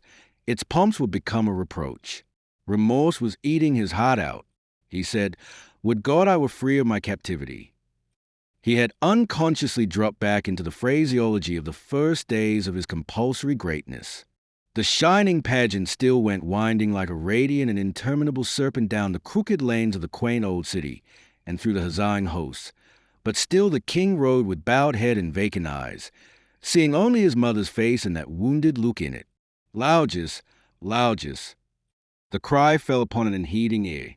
Long live Edward of England. It seemed as if the earth shook with the explosion, but there was no response from the king. He heard it only as one hears the thunder of the surf when it is blown to the out of a great distance, for it was smothered under another sound which was still nearer, in his own breast, in his accusing conscience, a voice which kept repeating those shameful words, "I do not know you, woman." The words smote upon the king's soul as the strokes of a funeral bell smite upon the soul of a surviving friend, when they remind him of secret treacheries suffered at his hands by him that is gone. New glories were unfolded at every turning, new wonders, new marvels, sprang into view, the pent clamors of waiting batteries were released, new raptures poured from the throats of the waiting multitudes. But the king gave no sign, and the accusing voice that went moaning through his comfortless breast was all the sound he heard. By and by the gladness in the faces of the populace changed a little, and became touched with something like solicitude or anxiety. An abatement in the volume of the applause was observable too. The Lord Protector was quick to notice these things. He was as quick to detect the cause. He spurred to the king's side, bent low in his settle, uncovered, and said, "My liege, it is an ill time for dreaming. The people observe thy downcast head, thy clouded mien, and they take it for an omen. Be advised. Unveil the sun of royalty, and let it shine upon these boding vapors, and disperse them. Lift up thy face, and smile upon the people." So saying, the Duke scattered a handful of coins to right and left, then retired to his place. The mock king did mechanically as he had been bidden. His smile had no heart in it, but few eyes were near enough or sharp enough to detect that. The noddings of his plumed head as he saluted his subjects were full of grace and graciousness. The largest which he delivered from his hand was royally liberal. So the people's anxiety vanished, and the acclamations burst forth again in as mighty a volume as before. Still once more, a little before the progress was ended, the Duke was obliged to ride forward and make remonstrance. He whispered, "O dread sovereign, shake off these fatal humours. The eyes of the world are upon thee." Then he added with sharp annoyance, "Perdition catch that crazy pauper. 'Twas she that disturbed your highness." The gorgeous figure turned a lustreless eye upon the Duke and said in a dead voice, "She was my mother." "My God," groaned the Protector as he reined his horse backward to his post. The omen was pregnant with prophecy. He has gone mad again. Chapter 32. Coronation Day. Let us go backward a few hours and place ourselves in Westminster Abbey at 4 o'clock in the morning of this memorable coronation day. We are not without company, for although it is still night, we find the torch-lighted galleries already filling up with people who are well content to sit still and wait 7 or 8 hours till the time shall come for them to see what they may not hope to see twice in their lives, the coronation of a king. Yes, London and Westminster have been astir ever since the warning guns boomed at 3 o'clock, and already crowds of untitled rich folk who have bought the privilege of trying to find sitting room in the galleries are flocking in at the entrances reserved for their sort. The hours drag along tediously enough. All stir has ceased for some time, for every gallery has long ago been packed. We may sit, now, and look and think at our leisure. We have glimpses, here and there and yonder, through the dim cathedral twilight, of portions of many galleries and balconies, wedged full with other people, the other portions of these galleries and balconies being cut off from sight by intervening pillars and architectural projections. We have in view the whole of the great north transept, empty and waiting for England's privileged ones. We see also the ample aerial platform, carpeted with rich stuffs, whereon the throne stands. The throne occupies the center of the platform, and is raised above it upon an elevation of 4 steps. Within the seat of the throne is enclosed a rough flat rock, the stone of Scone, which many generations of Scottish kings sat on to be crowned, and so it in time became holy enough to answer a like purpose for English monarchs. Both the throne and its footstool are covered with cloth of gold. Stillness reigns. The torches blink dully. The time drags heavily. But at last the lagging daylight asserts itself. The torches are extinguished, and a mellow radiance suffuses the great spaces. All features of the noble building are distinct now, but soft and dreamy, for the sun is lightly veiled with clouds. At 7 o'clock the first break in the drowsy monotony occurs, For on the stroke of this hour the first peeress enters the transept, clothed like Solomon for splendor, and is conducted to her appointed place by an official clad in satins and velvets, whilst a duplicate of him gathers up the lady's long train, follows after, and, when the lady is seated, arranges the train across a lap for her. He then places a footstool according to her desire, after which he puts a coronet where it will be convenient to her hand when the time for the simultaneous coroneting of the nobles shall arrive. By this time the peeresses are flowing in a glittering stream, and the satin-clad officials are flitting and glinting everywhere, seating them and making them comfortable. The scene is animated enough now. There is stir and life, and shifting color everywhere. After a time, quiet reigns again, for the peeresses are all come and are all in their places, a solid acre or such a matter of human flowers, resplendent in variegated colors, and frosted like a Milky Way with diamonds. They are all ages here, brown, wrinkled, white-haired dowagers who are able to go back, and still back, down the stream of time, and recall the crowning of Richard III, and the troublous days of that old forgotten age. And there are handsome middle-aged dames, and lovely and gracious young matrons, and gentle and beautiful young girls, with beaming eyes and fresh complexions, who may possibly put on their jeweled coronets awkwardly when the great time comes, for the matter will be new to them, and their excitement will be a sore hindrance. Still, this may not happen, for the hair of all these ladies has been arranged with a special view to the swift and successful lodging of the crown in its place when the signal comes. We have seen that this massed array of peeresses is sewn thick with diamonds, and we also see that it is a marvelous spectacle. But now we are about to be astonished in earnest. About 9. The clouds suddenly break away, and a shaft of sunshine cleaves a mellow atmosphere, and drifts slowly along the ranks of ladies. And every rank it touches flames into a dazzling splendor of many-colored fires, and we tingle to our fingertips with the electric thrill that is shot through us by the surprise and the beauty of the spectacle. Presently a special envoy from some distant corner of the Orient, marching with a general body of foreign ambassadors, crosses this bar of sunshine, and we catch our breath. The glory that streams and flashes and palpitates about him is so overpowering, for he is crusted from head to heel with gems, and his slightest movement showers a dancing radiance all around him. Let us change the tense for convenience. The time drifted along. 1 hour, 2 hours, 2 hours and a half.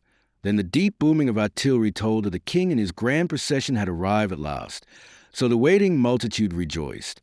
All knew that a further delay must follow, for the king must be prepared and robed for the solemn ceremony. But this delay would be pleasantly occupied by the assembling of the peers of the realm in their stately robes. These were conducted ceremoniously to their seats, and their coronets placed conveniently at hand. And meanwhile the multitude in the galleries were alive with interest, for most of them were beholding for the first time dukes, earls, and barons, whose names had been historical for 500 years. When all were finally seated, the spectacle from the galleries and all coigns of vantage was complete, a gorgeous one to look upon and to remember. Now the robed and mitred great heads of the church and their attendants filed in upon the platform and took their appointed places. These were followed by the Lord Protector and other great officials, and these again by a steel-clad detachment of the guard. There was a waiting pause. Then, at a signal, a triumphant peal of music burst forth, and Tom Canty, clothed in a long robe of cloth of gold, appeared at a door and stepped upon the platform. The entire multitude rose, and the ceremony of the recognition ensued. Then a noble anthem swept the abbey with its rich waves of sound, and thus heralded and welcomed, Tom Canty was conducted to the throne. The ancient ceremonies went on, with impressive solemnity, whilst the audience gazed, and as they drew nearer and nearer to completion, Tom Canty grew pale, and still paler, and a deep and steadily deepening woe and despondency settled down upon his spirits and upon his remorseful heart. At last the final act was at hand. The Archbishop of Canterbury lifted up the crown of England from its cushion, and held it out over the trembling mock king's head. In the same instant a rainbow radiance flashed along the spacious transept, for with one impulse every individual in the great concourse of nobles lifted a coronet and poised it over his or her head, and paused in that attitude. A deep hush pervaded the abbey. At this impressive moment, a startling apparition intruded upon the scene, an apparition observed by none in the absorbed multitude, until it suddenly appeared, moving up the great central aisle. It was a boy, bareheaded, ill-shod, and clothed in coarse plebeian garments that were falling to rags. He raised his hand with a solemnity which comported with his soiled and sorry aspect, and delivered this note of warning. I forbid you to set the crown of England upon the forfeited head. I am the king. In an instant, several indignant hands were laid upon the boy.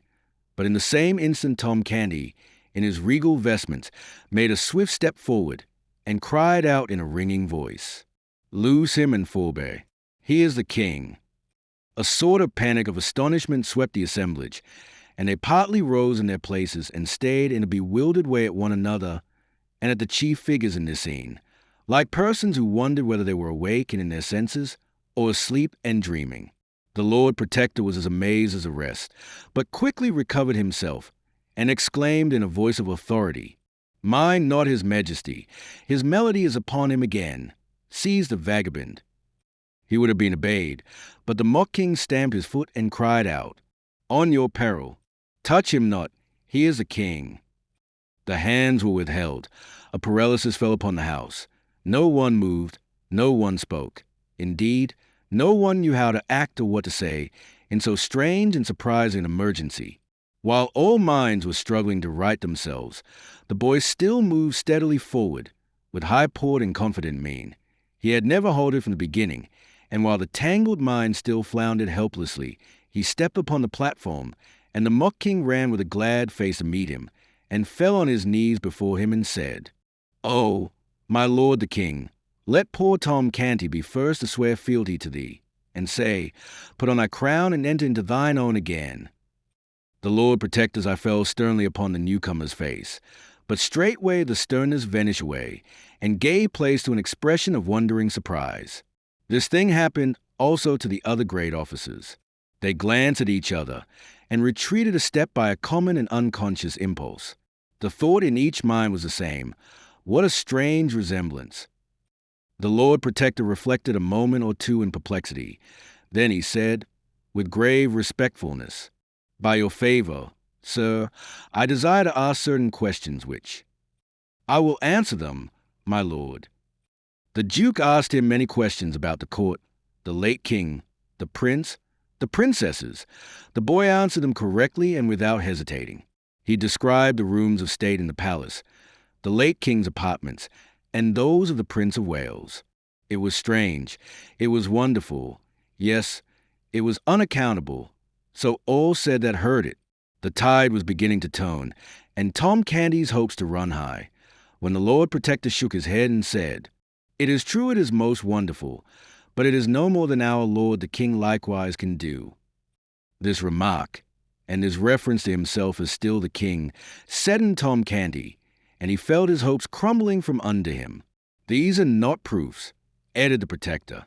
The tide was turning very fast now, very fast indeed, but in the wrong direction. It was leaving poor Tom Canty stranded on the throne and sweeping the other out to sea. The Lord Protector communed with himself, shook his head. The thought forced itself upon him. It is perilous to the state and to us all to entertain so fateful a riddle as this. It could divide the nation and undermine the throne. He turned and said, "Sir Thomas, arrest this. No, hold." His face lighted, and he confronted the ragged candidate with this question: "Where lieth the Great Seal? Answer me this truly, and the riddle is unriddled, for only he that was Prince of Wales can so answer. On so trivial a thing hang a throne and a dynasty." It was a lucky thought, a happy thought. That it was so considered by the great officials was manifested by the silent applause that shot from eye to eye round their circle in the form of bright, approving glances.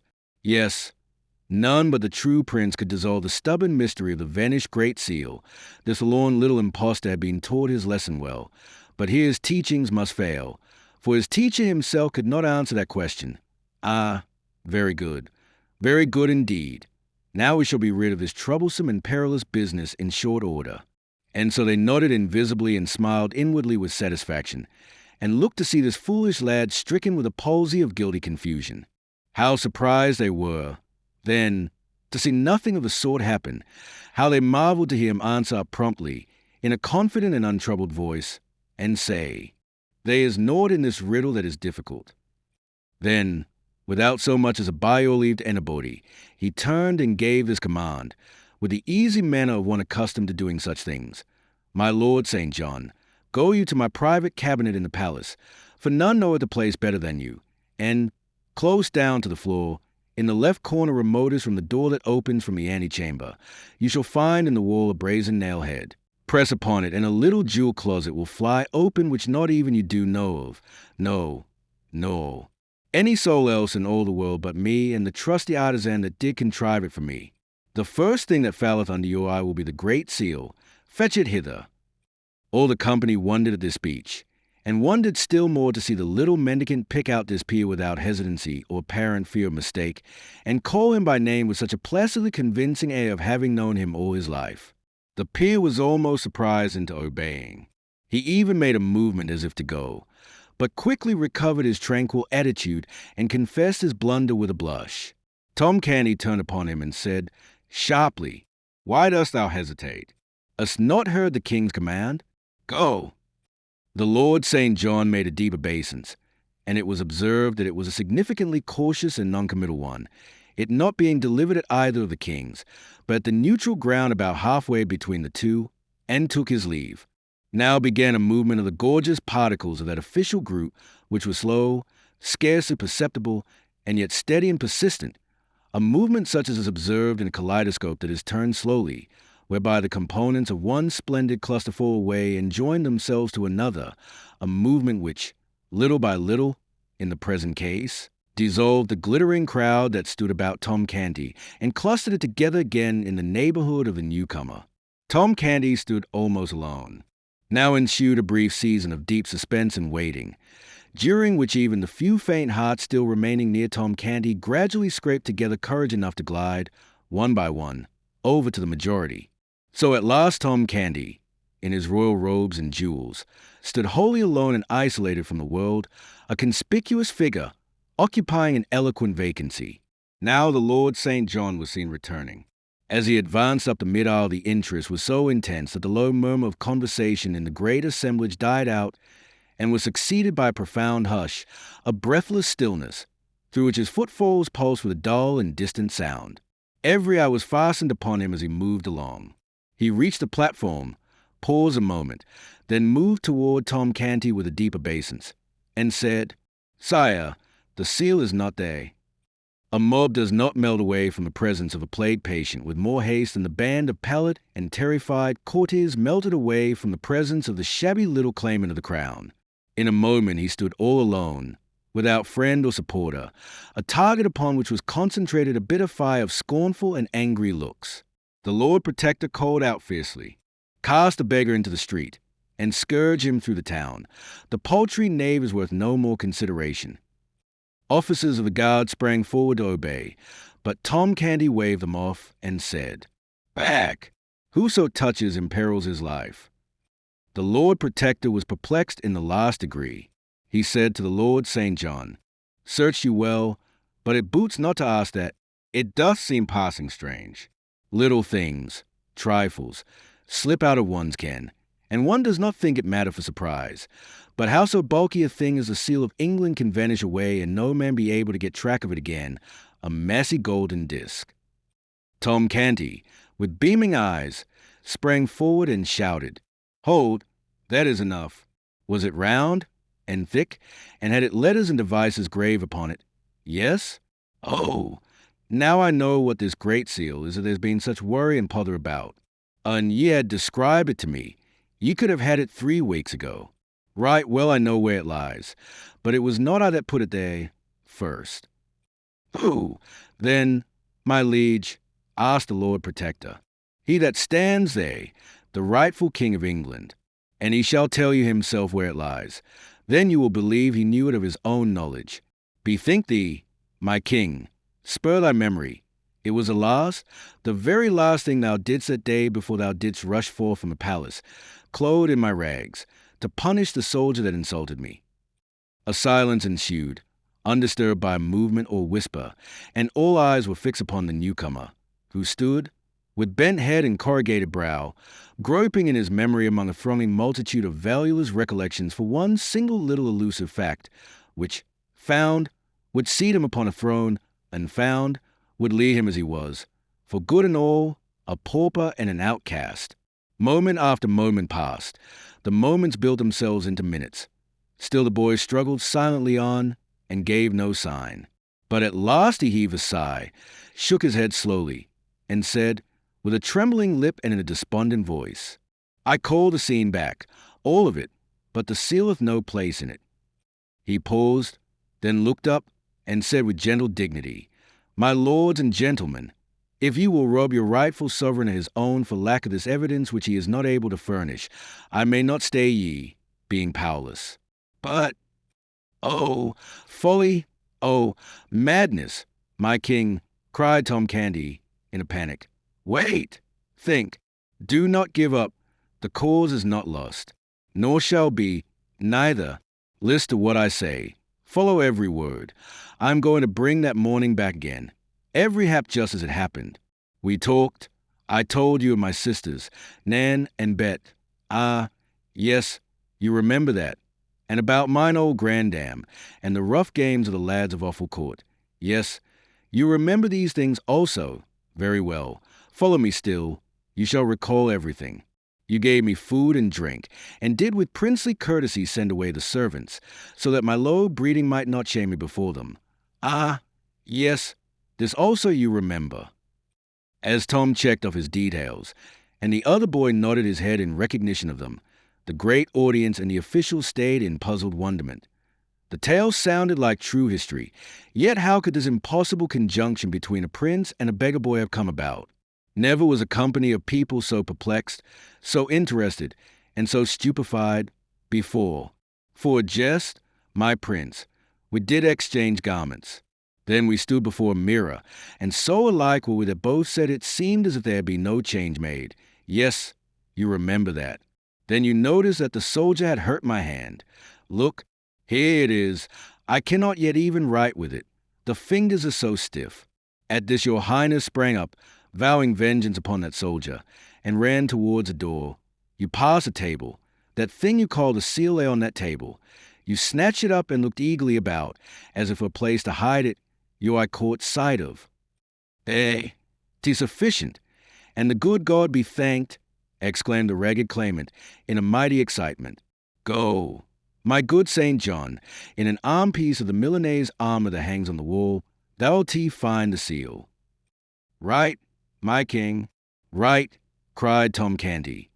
"Now the sceptre of England is thine own, and it were better for him that would dispute it that he had been born dumb. Go, my lord St. John, give thy feet wings." The whole assemblage was on its feet now, and well nigh out of its mind with uneasiness, apprehension, and consuming excitement. On the floor and on the platform a deafening buzz of frantic conversation burst forth, and for some time nobody knew anything or heard anything, or was interested in anything but what his neighbor was shouting into his ear, or he was shouting into his neighbor's ear. Time, nobody knew how much of it, swept by unheeded and unnoted. At last a sudden hush fell upon the house, and in the same moment St. John appeared upon the platform, and held the great seal aloft in his hand. Then such a shout went up, "Long live the true king!" For 5 minutes the air quaked with shouts and the crash of musical instruments, and was white with a storm of waving handkerchiefs, and through it all a ragged lad, the most conspicuous figure in England, stood, flushed and happy and proud, in the center of the spacious platform, with the great vessels of the kingdom kneeling around him. Then all rose, and Tom Canty cried out, "Now, O my king, take these regal garments back, and give poor Tom, thy servant, his shreds and remnants again." The Lord Protector spoke up, "Let the small varlet be stripped and flung into the tower." But the new king, the true king, said, "I will not have it so. But for him I had not got my crown again. None shall lay a hand upon him to harm him. And as for thee, my good uncle, my Lord Protector, this conduct of thine is not grateful toward this poor lad, for I hear he hath made thee a duke." The Protector blushed. "Yet he was not a king. Wherefore what is thy fine title worth now? Tomorrow you shall sue to me, through him, for its confirmation, else no duke, but a simple earl shalt thou remain. Under this rebuke, his grace the Duke of Somerset retired a little from the front for the moment. The king turned to Tom and said kindly, "My poor boy, how is it that you could remember where I had the seal when I could not remember it myself?" "Ah, my king, that was easy, since I used it divers days." "Used it, yet could not explain where it was." "I did not know it was that they wanted. They did not describe it, your majesty." "Then how used you it?" The red blood began to steal up into Tom's cheeks, and he dropped his eyes and was silent. "Speak up, good lad, and fear nothing," said the king. "How used you the great seal of England?" Tom stammered a moment, in a pathetic confusion, then got it out. "To crack nuts with." Poor child! The avalanche of laughter that greeted this nearly swept him off his feet. But if a doubt remained in any mind that Tom Canty was not the King of England and familiar with the august appurtenances of royalty, this reply disposed of it utterly. Meantime, the sumptuous robe of state had been removed from Tom's shoulders to the king's, whose rags were effectually hidden from sight under it. Then the coronation ceremonies were resumed. The true king was anointed and the crown set upon his head, whilst cannon thundered the news to the city, and all London seemed to rock with applause. Chapter 33. Edward as King. Miles Hendon was picturesque enough before he got into the riot on London Bridge. He was more so when he got out of it. He had but little money when he got in, none at all when he got out. The pickpockets had stripped him of his last farthing. But no matter, so he found his boy. Being a soldier, he did not go at his task in a random way, but set to work, first of all, to arrange his campaign. What would the boy naturally do? Where would he naturally go? Well, argued Miles, he would naturally go to his former haunts, for that is the instinct of unsound minds, when homeless and forsaken, as well as the sound ones. Whereabouts were his former haunts? His rags, taken together with a low villain who seemed to know him and who even claimed to be his father, indicated that his home was in one or another of the poorest and meanest districts of London. Would the search for him be difficult or long? No, it was likely to be easy and brief. He would not hunt for the boy. He would hunt for a crowd, in the center of a big crowd or a little one. Sooner or later, he should find his poor little friend, sure, and the mangy mob will be entertaining itself with pestering and aggravating the boy, who will be proclaiming himself king, as usual. Then Miles Hendon would cripple some of those people and carry off his little ward, and comfort and cheer him with loving words, and the two would never be separated any more. So Miles started on his quest. Hour after hour he tramped through back alleys and squalid streets, seeking groups and crowds, and finding no end of them, but never any sign of the boy. This greatly surprised him, but did not discourage him. To his notion, there was nothing the matter with his plan of campaign. The only miscalculation about it was that the campaign was becoming a lengthy one, whereas he had expected it to be short. When daylight arrived, at last, he had made many a mile and canvassed many a crowd, but the only result was that he was tolerably tired, rather hungry, and very sleepy. He wanted some breakfast, but there was no way to get it. To beg for it did not occur to him. As to pawning his sword, he would as soon have thought of parting with his honor. He could spare some of his clothes. Yes, but one could as easily find a customer for disease as for such clothes. At noon he was still tramping among the rabble which followed after the royal procession now, for he argued that this regal display would attract his little lunatic powerfully. He followed the pageant through all its devious windings about London, and all the way to Westminster and the Abbey. He drifted here and there amongst the multitudes that were massed in the vicinity for a weary long time, baffled and perplexed, and finally wandered off, thinking and trying to contrive some way to better his plan of campaign. By and by, when he came to himself out of his musings, he discovered that the town was far behind him and that the day was growing old. He was near the river, and in the country. It was a region of fine rural seats, not the sort of district to welcome clothes like his. It was not at all cold, so he stretched himself on the ground in the lee of a hedge to rest and think. Drowsiness presently began to settle upon his senses. The faint and far-off boom of cannon was wafted to his ear, and he said to himself, "The new king is crowned," and straightway fell asleep. He had not slept or rested before for more than 30 hours. He did not wake again until near the middle of the next morning. He got up, lame, stiff, and half famished, washed himself in the river, stayed his stomach with a pint or two of water, and trudged off toward Westminster, grumbling at himself for having wasted so much time. Hunger helped him to a new plan. Now, he would try to get speech with old Sir Humphrey Marlowe and borrow a few marks, but that was enough of a plan for the present. It would be time enough to enlarge it when this first stage should be accomplished. Toward 11 o'clock, he approached the palace, and although a host of showy people were about him, moving in the same direction, he was not inconspicuous. His costume took care of that. He watched these people's faces narrowly, hoping to find a charitable one whose possessor might be willing to carry his name to the old lieutenant. As to trying to get into the palace himself, that was simply out of the question.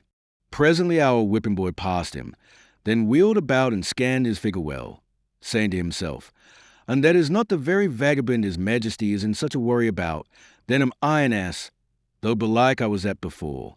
He answereth the description to a rag. That God should make two such would be to cheapen miracles by wasteful repetition. I would I could contrive an excuse to speak with him. Miles Hendon saved him the trouble, for he turned about, then, as a man generally will when somebody mesmerizes him by gazing hard at him from behind, and observing a strong interest in the boy's eyes, he stepped toward him and said, "You have just come out from the palace. Do you belong there?" "Yes, your worship." "Know you Sir Humphrey Marlowe?" The boy started and said to himself, "Lord, mine old departed father." Then he answered aloud, "Right well, your worship." "Good. Is he within?"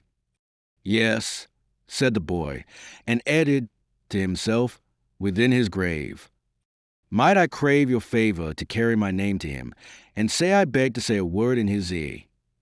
"I will despatch the business right willingly, fair sir."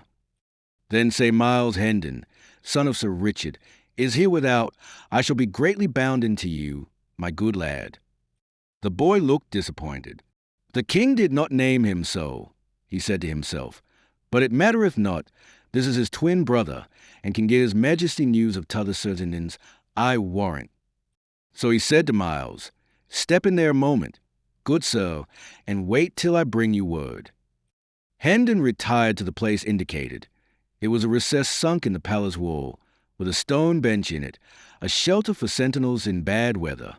He had hardly seated himself when some halberdiers, in charge of an officer, passed by. The officer saw him, halted his men, and commanded Hendon to come forth. He obeyed, and was promptly arrested as a suspicious character prowling within the precincts of the palace. Things began to look ugly.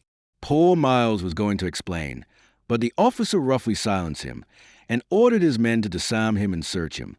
"God of his mercy grant that they find somewhat," said poor Miles. "I have searched enow, and failed, yet is my need greater than theirs." Nothing was found but a document. The officer tore it open, and Hendon smiled when he recognized the pothooks made by his lost little friend that black day at Hendon Hall. The officer's face grew dark as he read the English paragraph, and Miles blenched the opposite color as he listened. "Another new claimant of the crown," cried the officer. "Verily they breed like rabbits. Today, seize the rascal, men, and see keep him fast whilst I convey this precious paper within and send it to the king." He hurried away, leaving the prisoner in the grip of the halberdiers. "Now is my evil luck ended at last," muttered Hendon, "for I shall dangle at a rope's end for certainty, by reason of that bit of writing. And what will become of my poor lad? Ah, only the good God knoweth." By and by he saw the officer coming again, in a great hurry, so he plucked his courage together, purposing to meet his trouble as became a man. The officer ordered the men to loose the prisoner and return his sword to him, then bowed respectfully, and said, "Please you, sir, to follow me." Hendon followed, saying to himself, "An I were not travelling to death in judgment, and so must needs economize in sin, I would throttle this knave for his mock courtesy." The two traversed the populous court, and arrived at the grand entrance of the palace, where the officer, with another bow, delivered Hendon into the hands of a gorgeous official, who received him with profound respect and led him forward through a great hall, lined on both sides with rows of splendid flunkies, who made reverential obeisance as the two passed along, but fell into death throes of silent laughter at our stately scarecrow the moment his back was turned, and up a broad staircase, among flocks of fine folk, and finally conducted him into a vast room, clove a passage for him through the assembled nobility of England, then made a bow, reminded him to take his hat off, and left him standing in the middle of the room, a mark for all eyes, for plenty of indignant frowns, and for sufficiency of amused and derisive smiles. Miles Hendon was entirely bewildered. There sat the young king, under a canopy of state, 5 steps away, with his head bent down and aside, speaking with a sort of human bird of paradise. A duke, maybe. Hendon observed to himself that it was hard enough to be sentenced to death in the full vigor of life, without having this peculiarly public humiliation added. He wished the king would hurry about it. Some of the gaudy people nearby were becoming pretty offensive. At this moment the king raised his head slightly, and Hendon caught a good view of his face. The sight nearly took his breath away. He stood gazing at the fair young face like one transfixed, then presently ejaculated, "Lo, the lord of the kingdom of dreams and shadows on his throne." He muttered some broken sentences, still gazing and marveling, then turned his eyes around and about, scanning the gorgeous throng in the splendid saloon, murmuring, "But these are real. Verily these are real. Surely it is not a dream." He stared at the king again, and thought, is it a dream, or is he the veritable sovereign of England, and not the friendless poor Tom o' Bedlam I took him for? Who shall solve me this riddle? A sudden idea flashed in his eye, and he strode to the wall, gathered up a chair, brought it back, planted it on the floor, and sat down in it. A buzz of indignation broke out. A rough hand was laid upon him, and a voice exclaimed, "Up, thou mentalist clown!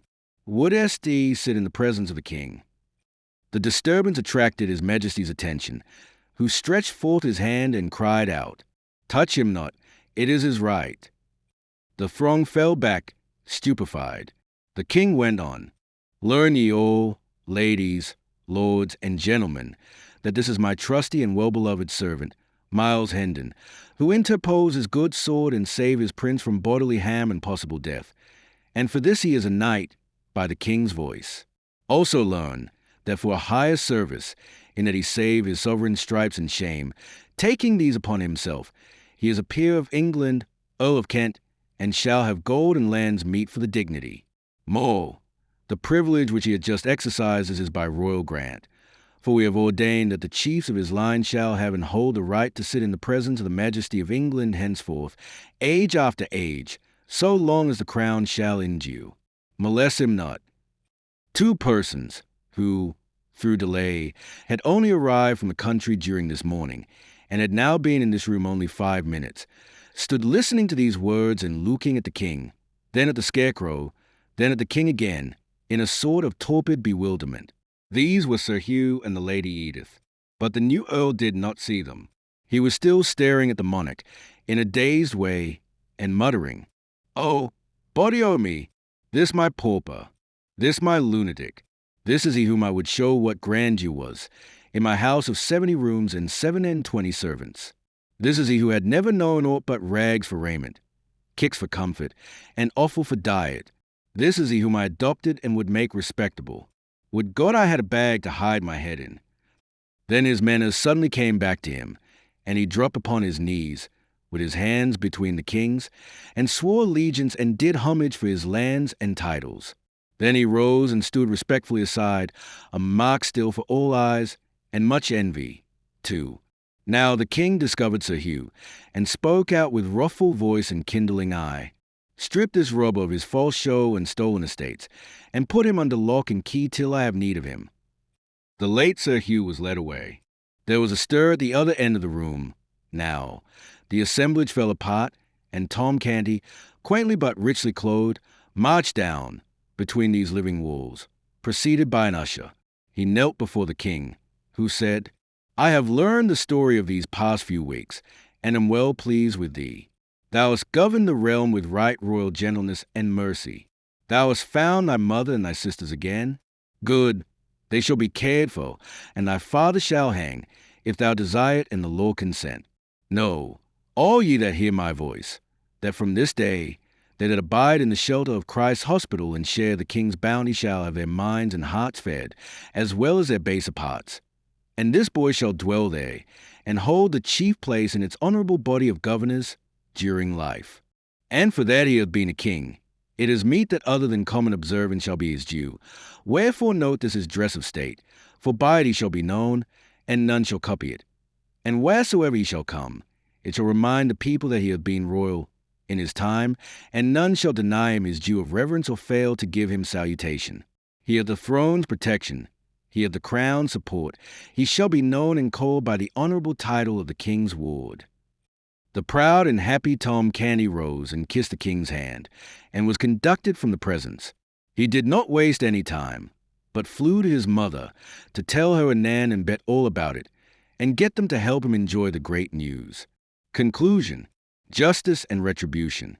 When the mysteries were all cleared up, it came out, by confession of Hugh Hendon, that his wife had repudiated Miles by his command that day at Hendon Hall, a command assisted and supported by the perfectly trustworthy promise that if she did not deny that he was Miles Hendon and stand firmly to it, he would have her life, whereupon she said, "Take it."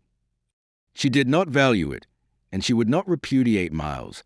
Then the husband said he would spare her life but have Miles assassinated. This was a different matter, so she gave her word and kept it. Hugh was not prosecuted for his threats or for stealing his brother's estates and title, because the wife and brother would not testify against him, and the former would not have been allowed to do it, even if she had wanted to. Hugh deserted his wife and went over to the continent, where he presently died, and by the Earl of Kent married his relict. There were grand times and rejoicings at Hendon village when the couple paid their first visit to the Hall. Tom Canty's father was never heard of again. The king sought out the farmer who had been branded and sold as a slave, and reclaimed him from his evil life with the Ruffler's gang, and put him in the way of a comfortable livelihood. He also took that old lawyer out of prison and remitted his fine. He provided good homes for the daughters of the 2 Baptist women whom he suborned at the stake, and roundly punished the official who laid the undeserved stripes upon Miles Hendon's back. He saved from the gallows the boy who had captured the stray falcon, and also the woman who had stolen a remnant of cloth from a weaver, but he was too late to save the man who had been convicted of killing a deer in the royal forest. He showed favor to the justice who had pitted him when he was supposed to have stolen a pig, and he had the gratification of seeing him grow in the public esteem and become a great and honored man.